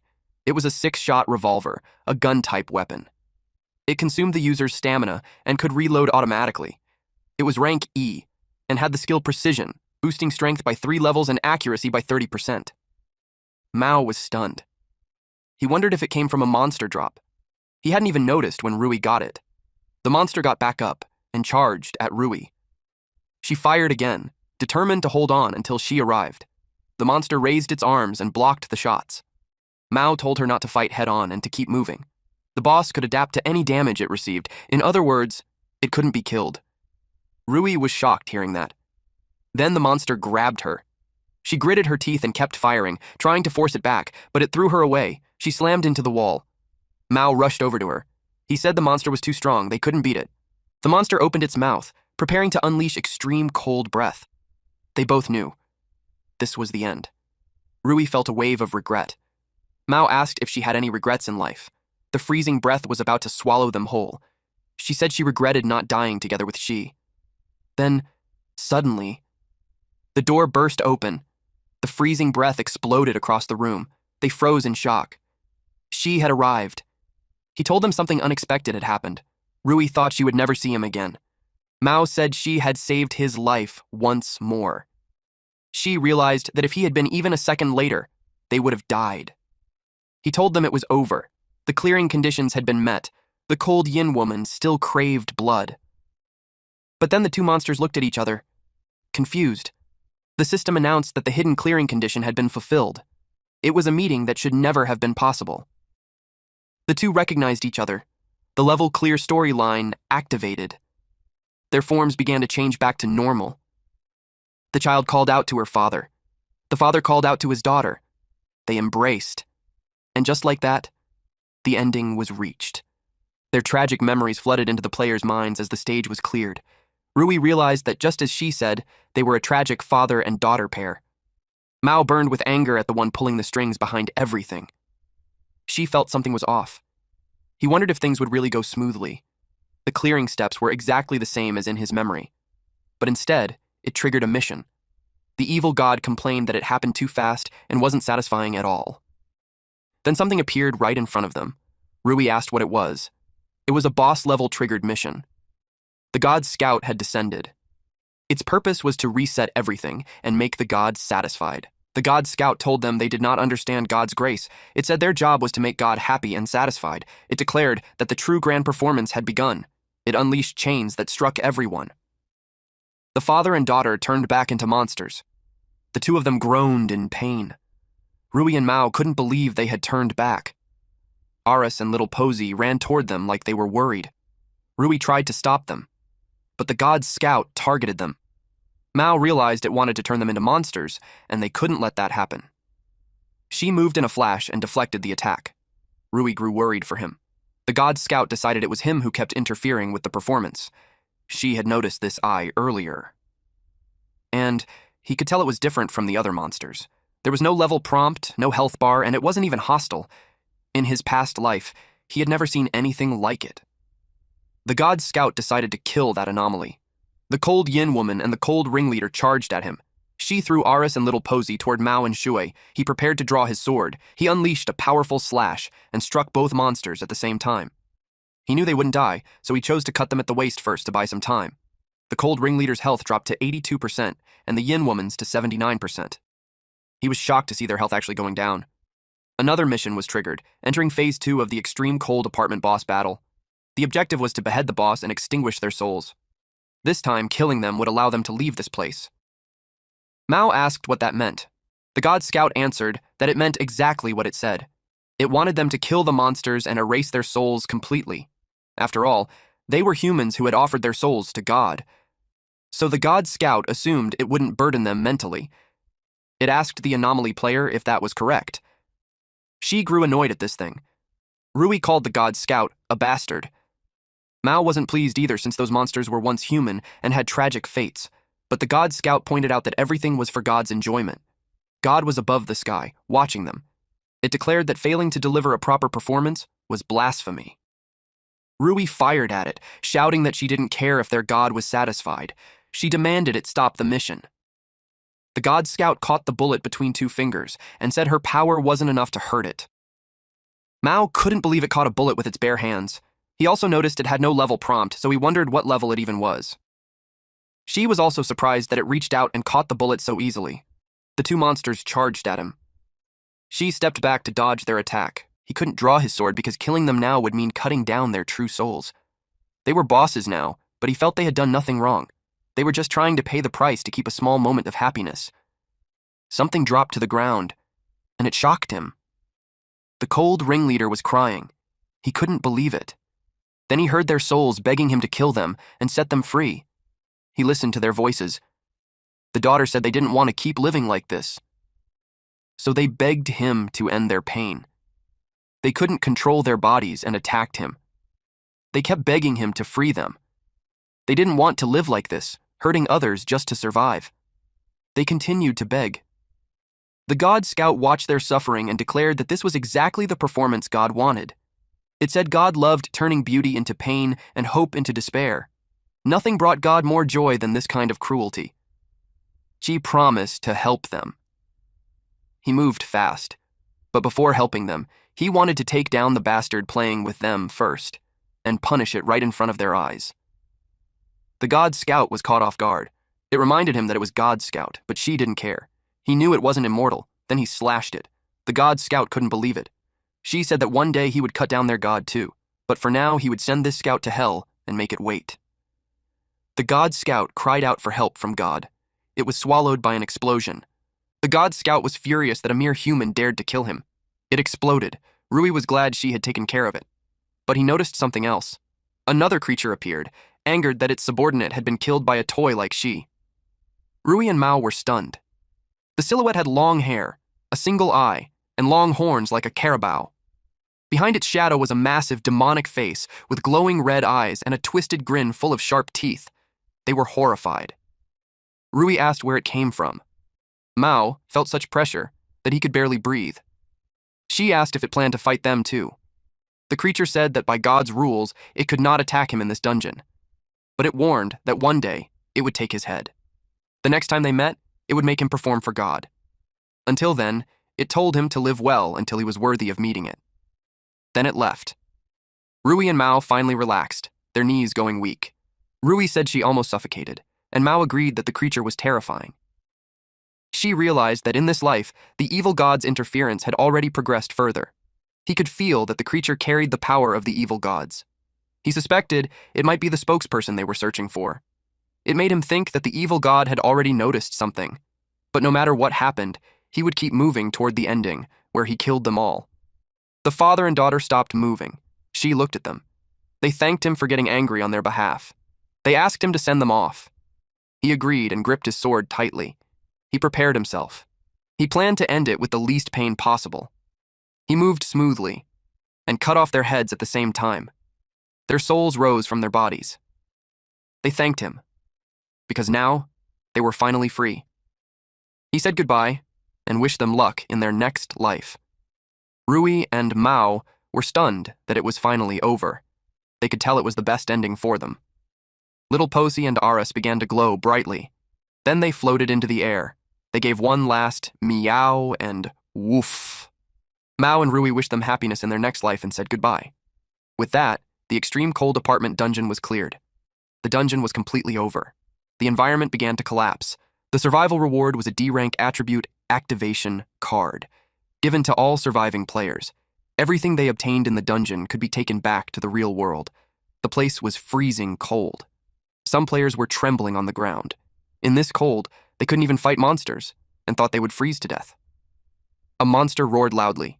Chi Xiao and his group were being chased by it. They ran as fast as they could. One of his men said that if this kept going, they would freeze to death. Another wondered how the world's #1 player could handle this so easily. Chi Xiao slipped and fell. His underlings panicked. The monster was almost on him. He knew he was doomed. He wouldn't even get the chance to become #1. Luckily, at that moment, the D-rank dungeon was cleared. A final gust of wind swept through the area. He felt relieved. The other players cheered. They were no longer freezing to death, and they all received activation cards again. They wondered what kind of monster had cleared the dungeon. The contribution leaderboard appeared. Shi had 82.3%, Mao had 10.6%, Rui had 7%, and the rest of the players only had 0.1%. The players felt the second and third place made sense, but the first place was unbelievable. The system then notified them that they had gained attributes in strength, agility, stamina, and mana, all at level 3. Rui was glad since it was a huge improvement. Mao realized that D-rank dungeon rewards were much better than novice dungeons. Rui's strength reached level 15, her agility level 13, and her mana level 4. She also had a 6-shot revolver with the skill Precision, which boosted strength by 3 levels and accuracy by 30%. Meanwhile, Mao had level 17 strength, level 14 agility, level 11 stamina, and level 6 mana.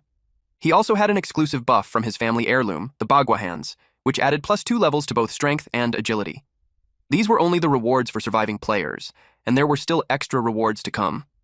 Since Rui had 7% contribution, she received an attribute card called Mage's Blessing, which increased her mana by 5 levels, along with Elf's Grace at level 3.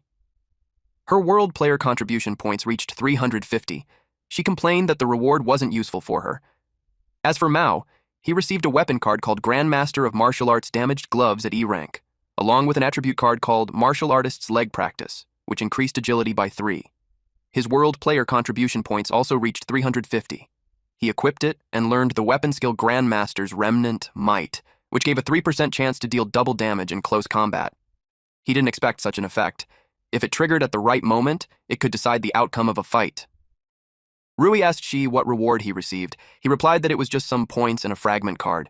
He didn't tell them it was actually a fragment of an S-rank card. Shi had 82.3% contribution, and the reward he received was an S-rank card fragment. His world player contribution points reached 4,115. Rui couldn't believe that was all he got despite such a high contribution.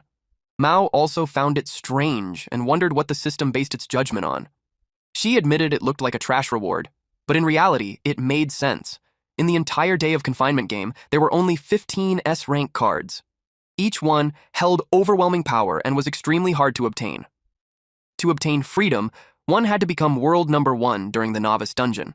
And for time reversal, in his past life, he had paid a terrible price. So getting a fragment of an S-rank card this early was already very lucky. He received an S-rank card fragment with unknown details. He needed 4 pieces to combine it into a complete S-rank card. Even though Day of Confinement was created by evil gods, its rules were fair. Winners were rewarded, and losers died. Whether players, the gods, or their followers, it was all the same. For now, he could only store it, but it still brought him one step closer to destroying those evil gods. The world player contribution leaderboard was updated. She ranked first with 7,615 points. Han Sunhai followed with 1,310. Third was Liu Yan with 1,290, then Yun Yan with 1,280, Jin Yajun with 1,280, and Zhong Lun also with 1,280. Rui was happy to make the list. She ranked with 634 points after gaining 350. Mao noticed how close the rankings were, with many tied scores. He was in 31st place with 740 points. She said that once people understood the rules, more experts would appear. That was why he shared the Novice Dungeon Strategy Guide before. Mao pointed out that this would only create more rivals for Xi, but Xi said his goal was to save the world. The more allies they had, the more hope there would be.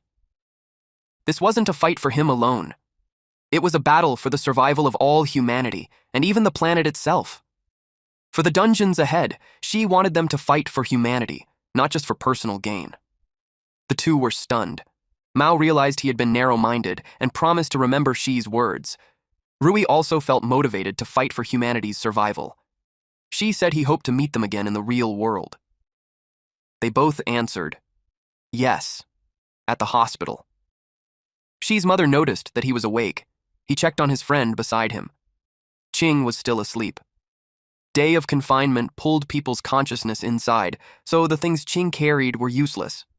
His mother thought he was hungry, so she went to make him something to eat. He noticed that she had already accepted the situation. It seemed like Day of confinement hadn't affected her much. The system notified him that he had taken first place in the World Player Contribution rankings. An extra reward was about to be issued. Whether those still inside the game or those who had already escaped, no one could surpass his score. So the system decided to grant the reward early. A dark card appeared. He examined it carefully and realized it was a class change card, the Shadow Mage Apprentice card. After using it, he could change into the class Dark Mage Apprentice and gain the skill Dark Orb, along with initial attribute boosts. The description said that rare Dark Elementalists begin as apprentices who accept the power of darkness. This class had shined in his past life. Back then, someone advanced into a Dark Archmage and destroyed an entire city alone. Even though that person was evil, no one could deny the power of the class once it matured. Classes weren't good or bad. They could be a weapon for evil or a shield for good. Each person could only have one class, and he had no use for it. He planned to give it to someone suitable. His mother came back with his favorite noodles. He smiled and thanked her. For now, he decided to set everything else aside. He wanted to enjoy this small moment of normal life. He told his mom the food was delicious. Suddenly, someone knocked on the door. She opened it and saw Rui. Even she didn't expect her. She was panicking. Her parents had fallen into a coma, and she asked him why. He told her they were trapped inside Day of confinement. She asked if there was a way to save them. He told her to calm down. Right now, there was no other way. There was only one freedom card. Aside from that S-rank card, there was no way to escape the game. If someone died in the game, they would fall into an eternal coma. Their body wouldn't die right away, but without someone to care for them, they would eventually die from starvation or organ failure. Tears filled her eyes as she asked if there was really no way. He looked at her and sighed. He had made his decision. He told her there was one way.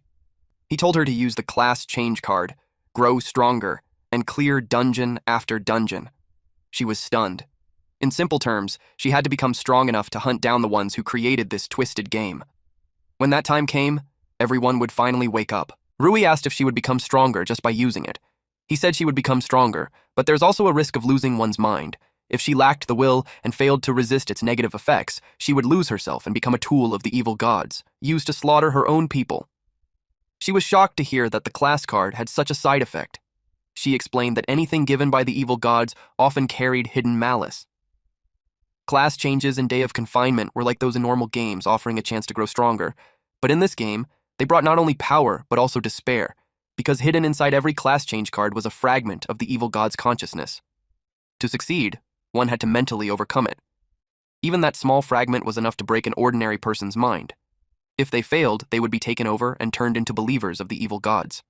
As for why Xi wasn't affected, it was because his heart had already been hardened by the suffering of his past life.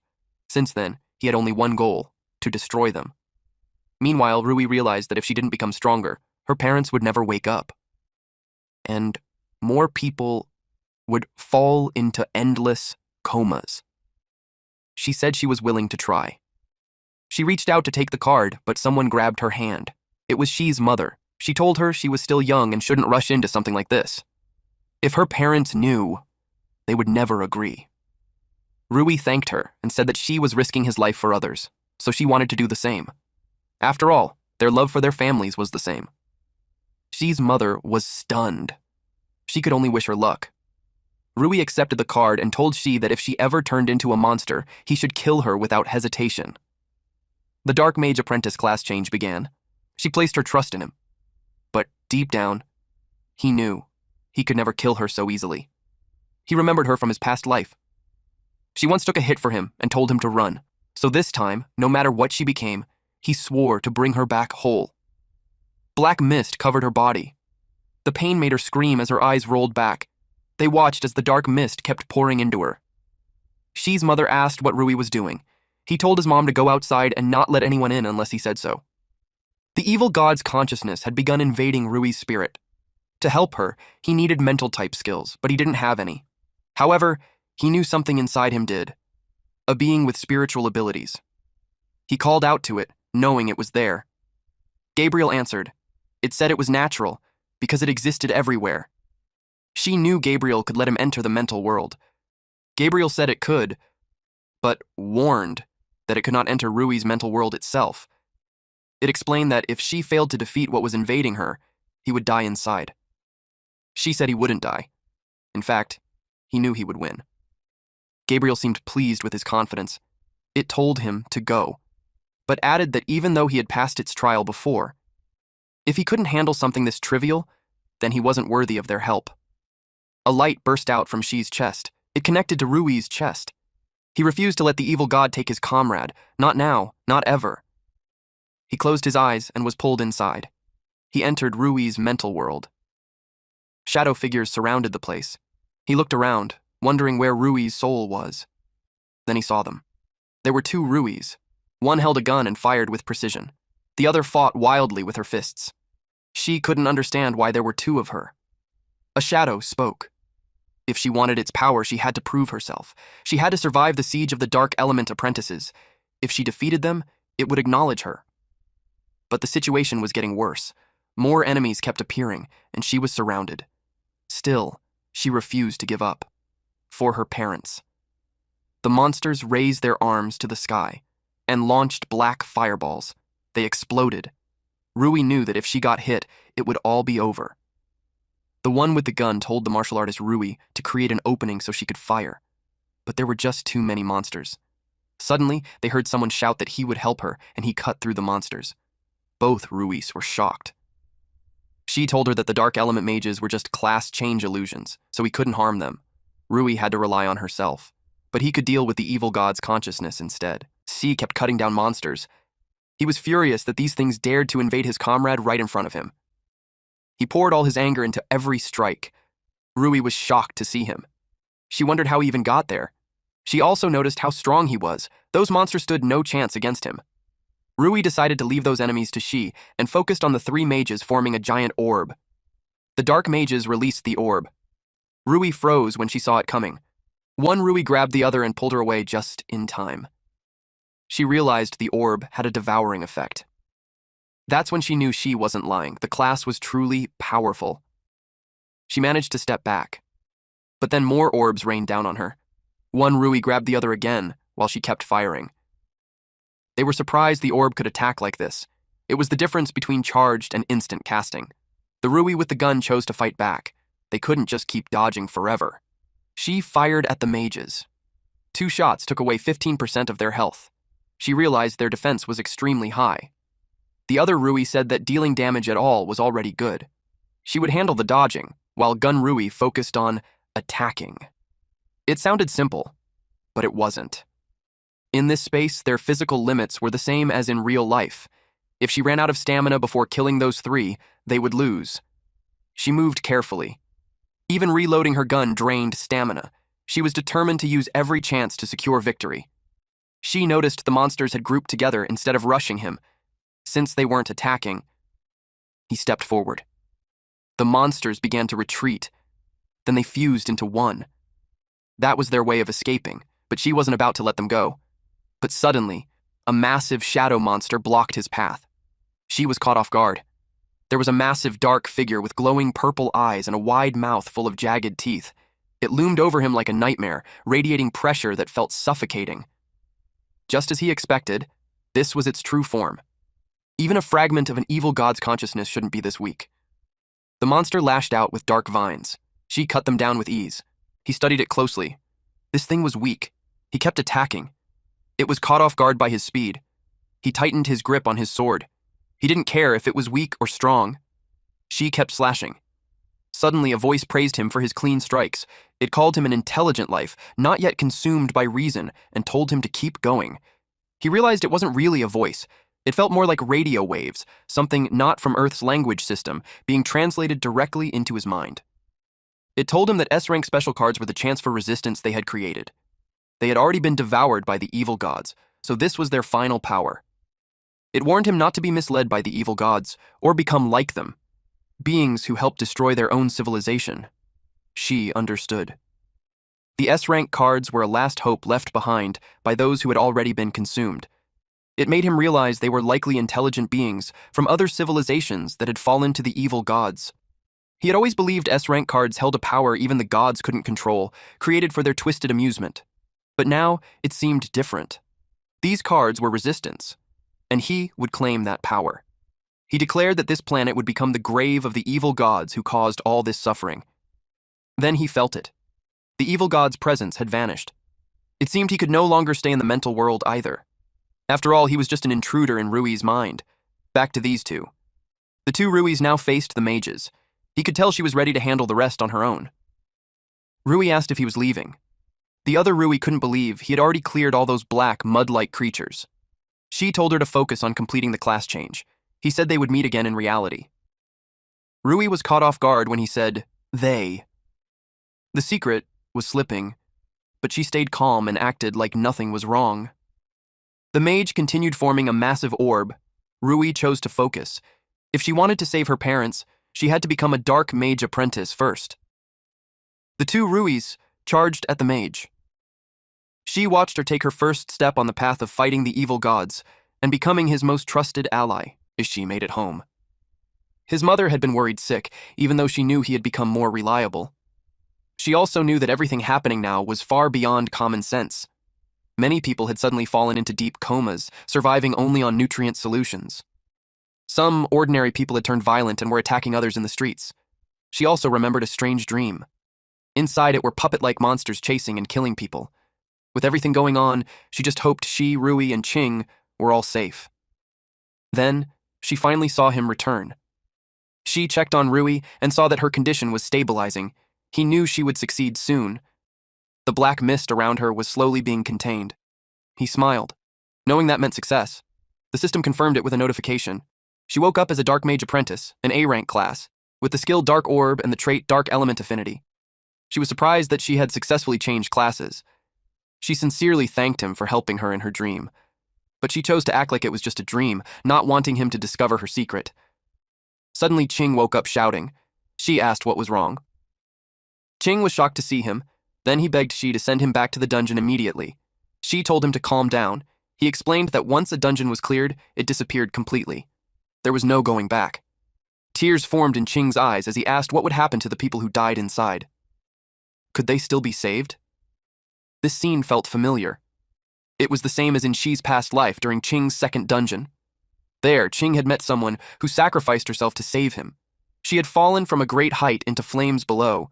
She didn't know the full details, only what Qing had told him. He couldn't judge what advice to give. Saying the wrong thing might push Qing toward death. He even thought about bringing Qing into his own dungeon to help him avoid this pain, but he knew that wouldn't be right for him. Qing broke down, apologizing to the woman and blaming himself. Ji understood that he couldn't make choices for him, and in this life, he was determined to defeat the evil gods and free everyone from this suffering. For now, he decided to give him some good news first. He told him that the person wasn't dead in reality yet. Qing's eyes lit up when he heard that. She showed him the news about people falling into deep comas. Qing didn't understand what that had to do with Xiao. Rui explained that dying in the game didn't mean dying in real life. Xiao had only fallen into a coma. Now Qing finally understood. Xiao was still alive, just unconscious. Rui added that her parents were also in a coma, and she had told her that if she wanted to wake them up, they had to clear Day of Confinement and kill the mastermind behind it. She asked Qing to join them and fight those bastards together. Qing agreed without hesitation. The mood shifted. Everyone was fired up to protect the people they cared about. In the past, because of a lack of information, people fell into despair after returning to reality. But now, they had hope. She told Qing that the most urgent task now was to get stronger. After all, he had already fallen far behind. Qing was only level 4, with level 5 strength and level 4 in stamina, agility, and mana. Anyone who survived the first 2 dungeons would already reach level 4 in base attributes. In other words, aside from a strength card, Qing had mostly been carried. Qing then asked Rui about her level. She said it wasn't that high, and that she had helped her level up. He was shocked to find out she was already level 9, with a class and weapon. That made him wonder how strong she had become, and what he saw next shocked him even more. It was far beyond what he expected. Qing immediately begged Shi to carry him too. He said he wanted to protect the world he loved. Even if the enemy was powerful, he still wanted to fight until the end. What he didn't realize was that this was exactly what Shi wanted too. Shi was glad that, for now, they all shared the same goal. He told them they first needed to understand their enemy.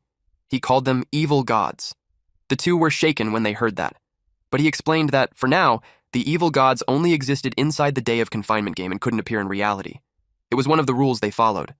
But once the game decided a winner, they would descend upon Earth and devour the entire planet. They were horrified to learn that their enemies were cosmic-level beings.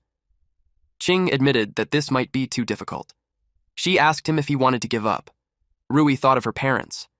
Qing remembered Xiao falling into the flames, and both of them answered. They wouldn't give up. Hearing that, Shi continued. He told them where their chance of victory lay. The key was the 15S rank special cards. Each one held immense power. If they could gather them all, they would have a chance to fight back against the evil gods. Rui asked if all they had to do was help him find those cards. Qing said the goal was clear.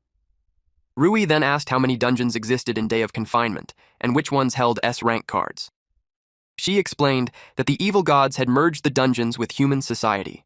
Because of that, there were at least thousands of dungeons. They were stunned. Qing couldn't believe it, especially since she had written a full strategy guide for the novice dungeons. She said that was only possible because there were just 19 types of novice dungeons, so documenting them wasn't too hard. Even though S-rank cards were rare, he knew of one dungeon that contained one.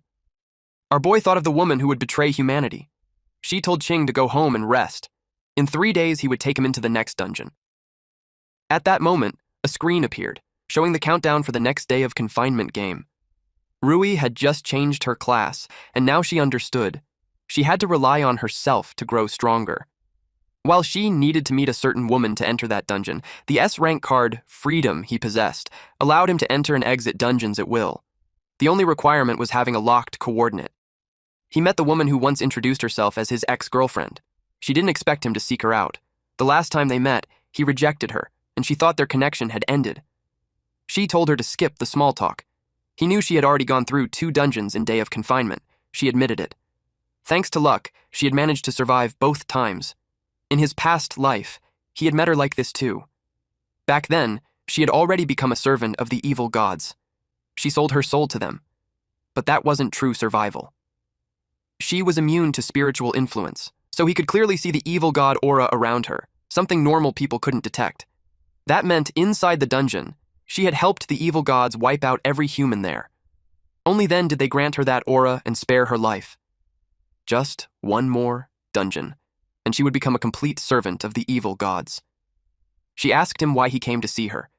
With just the 2 of them alone, she hinted at something more. She believed that if she could tie him to her, she could control him. In her mind, she planned to let her god devour the world's #1 player, just so she could survive. She was tired of this cruel game. She even thought of using his life as her way out, but she simply said he would join her next dungeon. She was surprised. She hadn't even told him yet, and he offered on his own. She told her that if she agreed, they should shake hands so he could leave a mark on her. He was using the ability granted by the Freedom card. She happily took his hand. Then she teased him, hinting she was open to more. She pulled away and told her they would meet again in the dungeon. Then he left. She was annoyed. No man had ever rejected her so openly. She swore she would make him regret it. The day came for the players to be transported into the game. She reminded Ching of the rules.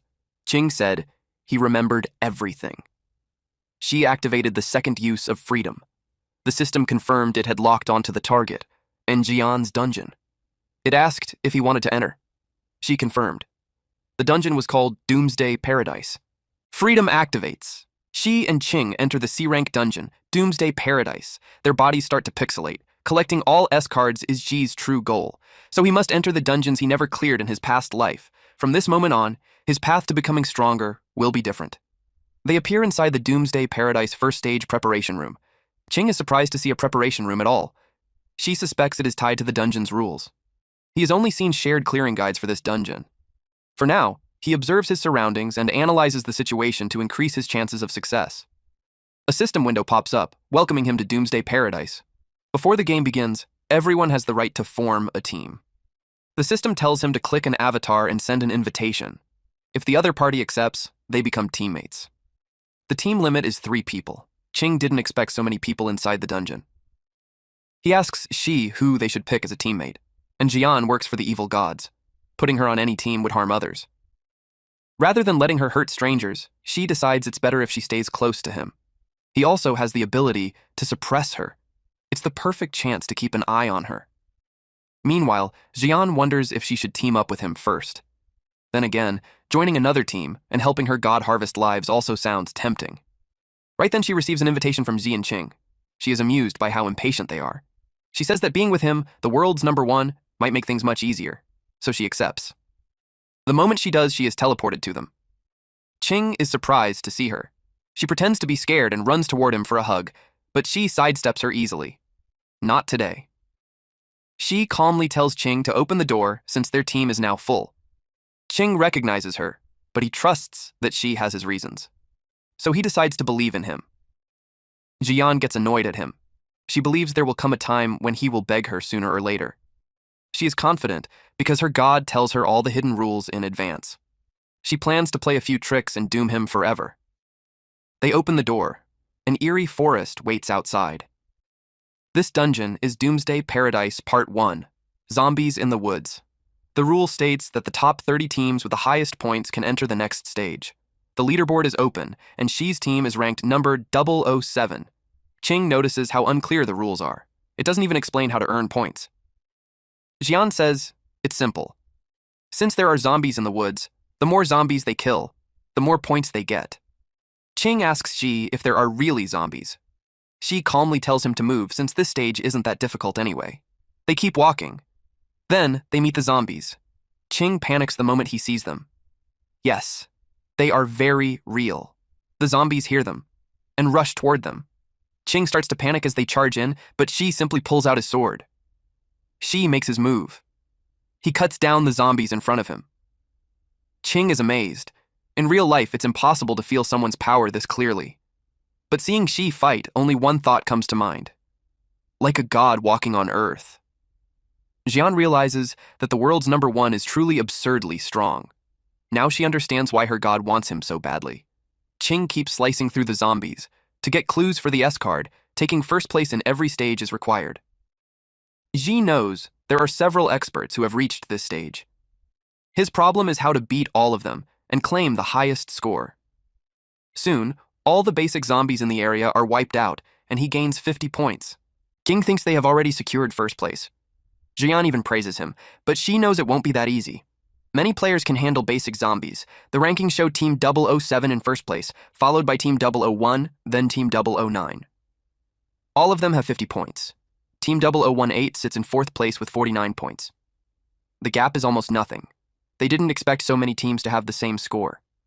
Ching realizes that if they slow down even a little, they will be overtaken. That means they need to find more zombies fast. But Shi already knows the hidden rule of this dungeon. The real way to create a huge point gap is by defeating the zombie king at the center of the forest. If he wants the highest score, then that is his true target. Ching says the feeling of not knowing where the zombies will appear is both tense and exciting. Suddenly, a zombie jumps on him. He falls to the ground as the monster pins him down. At the same time, the second wave of basic zombies appears. Shi asks if he can handle it. Ching says yes. He doesn't want to be a burden. He headbutts the zombie. She tells them not to move recklessly. Jian says she's too scared to move. She ignores that and charges forward, while Qing struggles with the zombie on top of him. Zhurian gets annoyed again that she ignores her. Since he looks down on her, she decides to cause trouble. She secretly uses the god's power to attract other players who have also been corrupted by the evil gods. Qing realizes these zombies are stronger than he expected. He refuses to lose, especially since he still wants to save Xiao. He grabs the zombie and chokes it, until it disappears. He feels proud of himself. She also acknowledges that he did well. She has already finished his side too. Qing feels like his effort doesn't even compare. Then suddenly, someone arrives, clapping. The man says killing so many zombies so quickly is impressive. She immediately senses it. The three newcomers all carry an evil god aura, just like Xian. That means they helped the evil gods kill other players and were rewarded with that aura to extend their miserable lives. Xian notices them too, but she looks down on them. They don't have a god directly parasitizing them, so in her eyes they are inferior. She assumes they received the hidden rules she spread. That means the next moment will be life and death combat.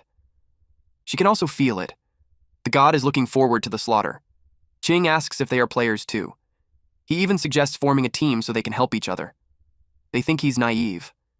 Then the hidden rule appears. Killing other players lets you take their points. The man who was clapping smiles. To him, this is a gift from God. Taking points from others is the fastest way to win. He tells Qing that teaming up sounds great. Qing happily reaches out his hand. But in the next second, the man points a sword at his neck. Qing realizes he can't dodge it. He braces himself for the strike, but a sword suddenly blocks it. The man is shocked by how fast it was. Seeing their killing intent, she asks if they really thought this through. But the man ignores him and tells his teammates to finish them off. She calmly deflects their attacks with precise movements. The man refuses to back down. He wants their points no matter what. His male teammate opens fire with a machine gun, while the female teammate casts spells as a mage. At that moment, the blue vein sword's skill fully charges. Ji makes his move. He unleashes a single strike. They think they can block it, but they are wrong. The blade cuts through all of them at once. The man watches in horror as his sword shatters. Then his body splits in half. The three of them vanish instantly. Qing is confused. He asks why they even tried to kill them. She explains it plainly. The man already said it. Points. One of the hidden rules allows a team to take another team's points by killing them. He then turns to Jian and asks if that's correct. She pretends it's her first time hearing about it. Very convincing, if you ignore everything else. She looks at her coldly and gives a warning. If she ever puts his friend in danger again, he will kill her first. He can already see her starting to show her true colors. She doesn't believe he can kill her, and she has already spread the hidden rule to more teams. Any player who accepted the evil god's aura receives it.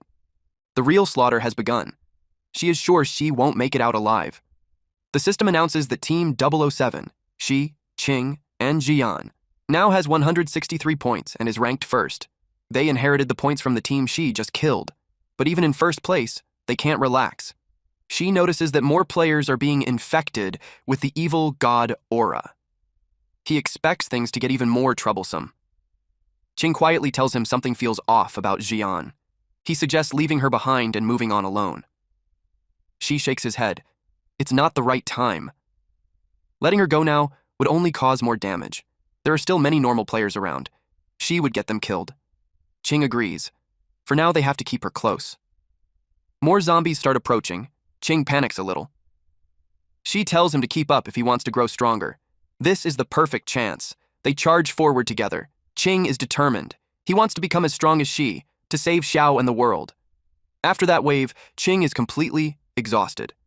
She reaches level 17 with 26% progress, while Qing reaches level 7 with 69% progress. She tosses several attribute cards to him. Qing has levels, but his stats are lacking. He needs to catch up. Qing uses the cards. His fatigue disappears instantly. His strength rises to level 3, stamina to level 2, and agility to level 1. Not bad for a quick boost. Players have natural affinity for certain attributes. The higher the affinity, the stronger the bonus from attribute cards. Rui has the highest agility affinity. Mao excels in strength. Qing's strongest trait is stamina. If Qing develops properly, he can become a powerful shield-type player. In future dungeons, he will be indispensable. They continue deeper into the forest. Jian watches them and assumes they are starting to tire out. Killing monsters alone won't earn points fast enough. For top-ranking teams, taking points from others is unavoidable. She expects everyone to start slaughtering each other. This is exactly the kind of chaos her god wants. Meanwhile, Team 001, Zheng Feng, Luo Yan, and Feng Di, finishes off another team. If they keep going, they will take first place. They know Team 007 is close behind, so they can't afford to relax. Luo Yan suggests hunting them down. If they take their points, no one will catch up. But Li Zhengfeng tells them to wait. Let the fish grow a little fatter first. He smirks. It'll be more satisfying that way. After all, he ranks 23rd on the World Contribution Leaderboard. Meanwhile, Shi slashed down an advanced zombie. Qing was already gasping for air. The moment advanced zombies appeared, it meant they were close to the deepest part of the miasma-dense forest. Qing agreed. Even the atmosphere felt heavy, like a boss was about to show up. The miasma concentration there was terrifyingly high. Then Qing suddenly felt it, a debuff creeping into his body. He started to panic. But Shi calmly said that compared to that, something even more troublesome was coming. Shi was expecting the boss. And right on cue, it appeared. A level 18 Zombie King. It had two skills, Miasma Domain and Zombie King Poison Gas.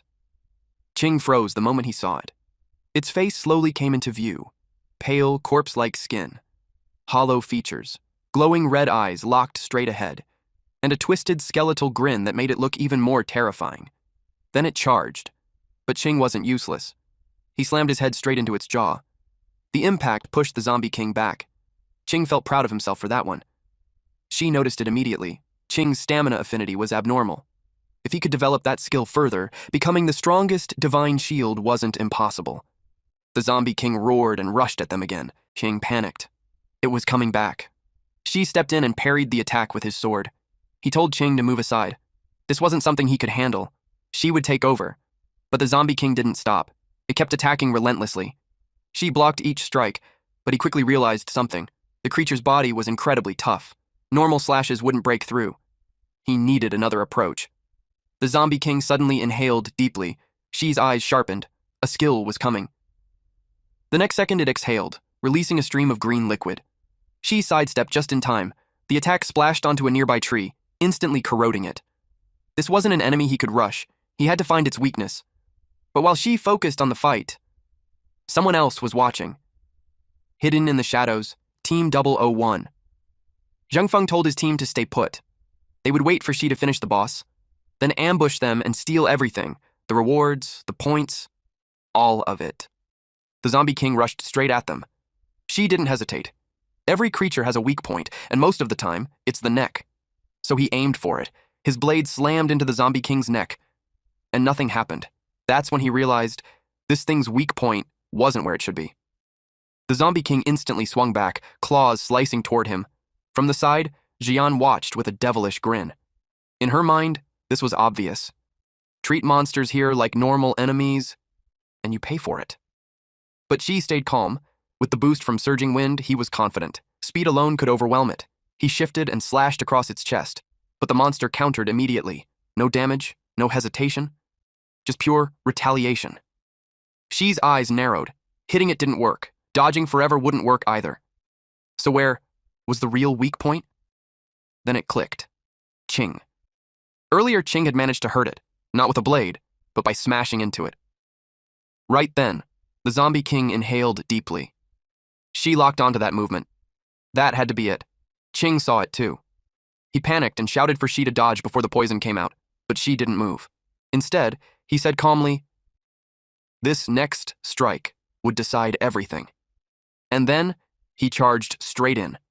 The Zombie King froze for a split second. It didn't expect that. Shi's attack landed clean. The monster let out a piercing scream. Its HP dropped to 72%. And just like that, Shi confirmed it. Now he understood why Qing's reckless charge worked earlier. That inhaling moment, that was the opening. Jian clenched her teeth as she watched. He figured it out way too fast. Then a voice whispered inside her mind. The god. It called Shi interesting. Said it wanted to devour his soul. It told her to wait.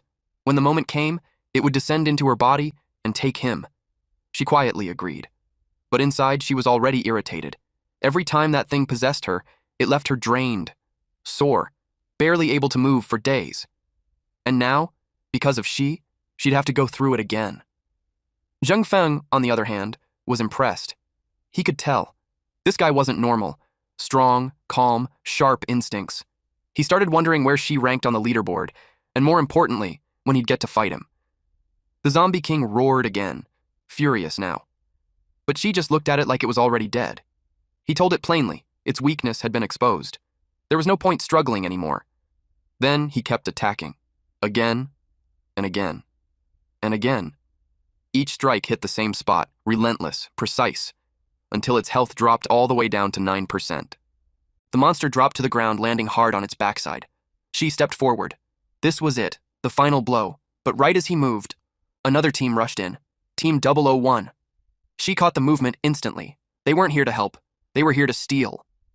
Before he could react, Zheng Feng charged in and slammed into him, knocking him off balance. And in that single opening, the other two members moved in and cut off the zombie king's head. Clean, fast, shameless. The system notification echoed. The zombie king had been killed by Team 001. 100 points awarded. She froze for a split second. Qing immediately snapped, cursing them for stealing the kill. Meanwhile, Jian just watched, almost excited. She could already smell what was coming next. Xi's eyes locked onto one person, Li Zhengfeng. So that's who had been hiding in the shadows this whole time. Zhengfeng raised a brow, clearly amused that Xi recognized him. He even bragged. Seems like his name carries weight. But Xi didn't hold back. Yeah, he's famous. Famous for being disgusting. He already knew everything about him, helping evil gods wipe out players inside dungeons, robbing people of their cards, even kidnapping children in the real world for ransom. Zhengfeng didn't deny it. He just smiled wider, then said he was in a bad mood and needed to kill something to calm down. Level 15. Weapon, giant heavy sword, level 6. Strength level 3. Stamina and agility at level 1. Not weak, not at all. Beside him stood Luo Yan, masked, level 13. Weapon, bloodthirsty dagger, level 4. Balanced stats, both strength and agility at level 1. And the last one, Feng Di, level 12. Steel brass knuckles, level 3. A full squad built for close combat. Qing could feel it. These guys weren't pushovers.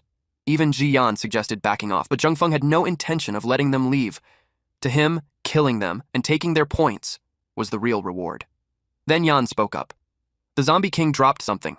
A weapon card. C rank, shield type, level 10, corpse. Poison reflector shield. Strength +3, stamina +5, agility +1, and a skill, corpse poison spray, corrosive effect. Cooldown, 5 minutes. A perfect item for stamina type players. High value, high demand. Qing felt the sting immediately. That reward should have been theirs. But Xi didn't look bothered. He simply said they could take it back. His eyes briefly landed on Qing. That shield fit him perfectly. Zheng Feng noticed that look. He grinned. So they chose to fight. He mocked them. Just the three of them, that's all. Then told them to hurry up and die. Xi didn't bother replying. Talking was pointless. He moved first. Blood chi surged through his body. The blue vein sword skill activated. Sky-splitting slash, stage 2. Full charge. Strength boosted by 2 levels, and then he swung. A massive slash tore through the air. Zheng Feng stepped forward to block it. His blade clashed against the attack and split it apart, but the moment he did, Xi was already there, closing the distance, right in front of him. In Xi's mind, this was already over. The next strike was judgment. All right, that's it for today's story. If you want the weekly chapter updates for this series, those will now be uploaded on my second channel, Manhwa Updater. So if you don't want to miss what happens next, make sure to check it out and join the update gang. Thanks for watching, stay cool, stay awesome, and I'll see you in the next one.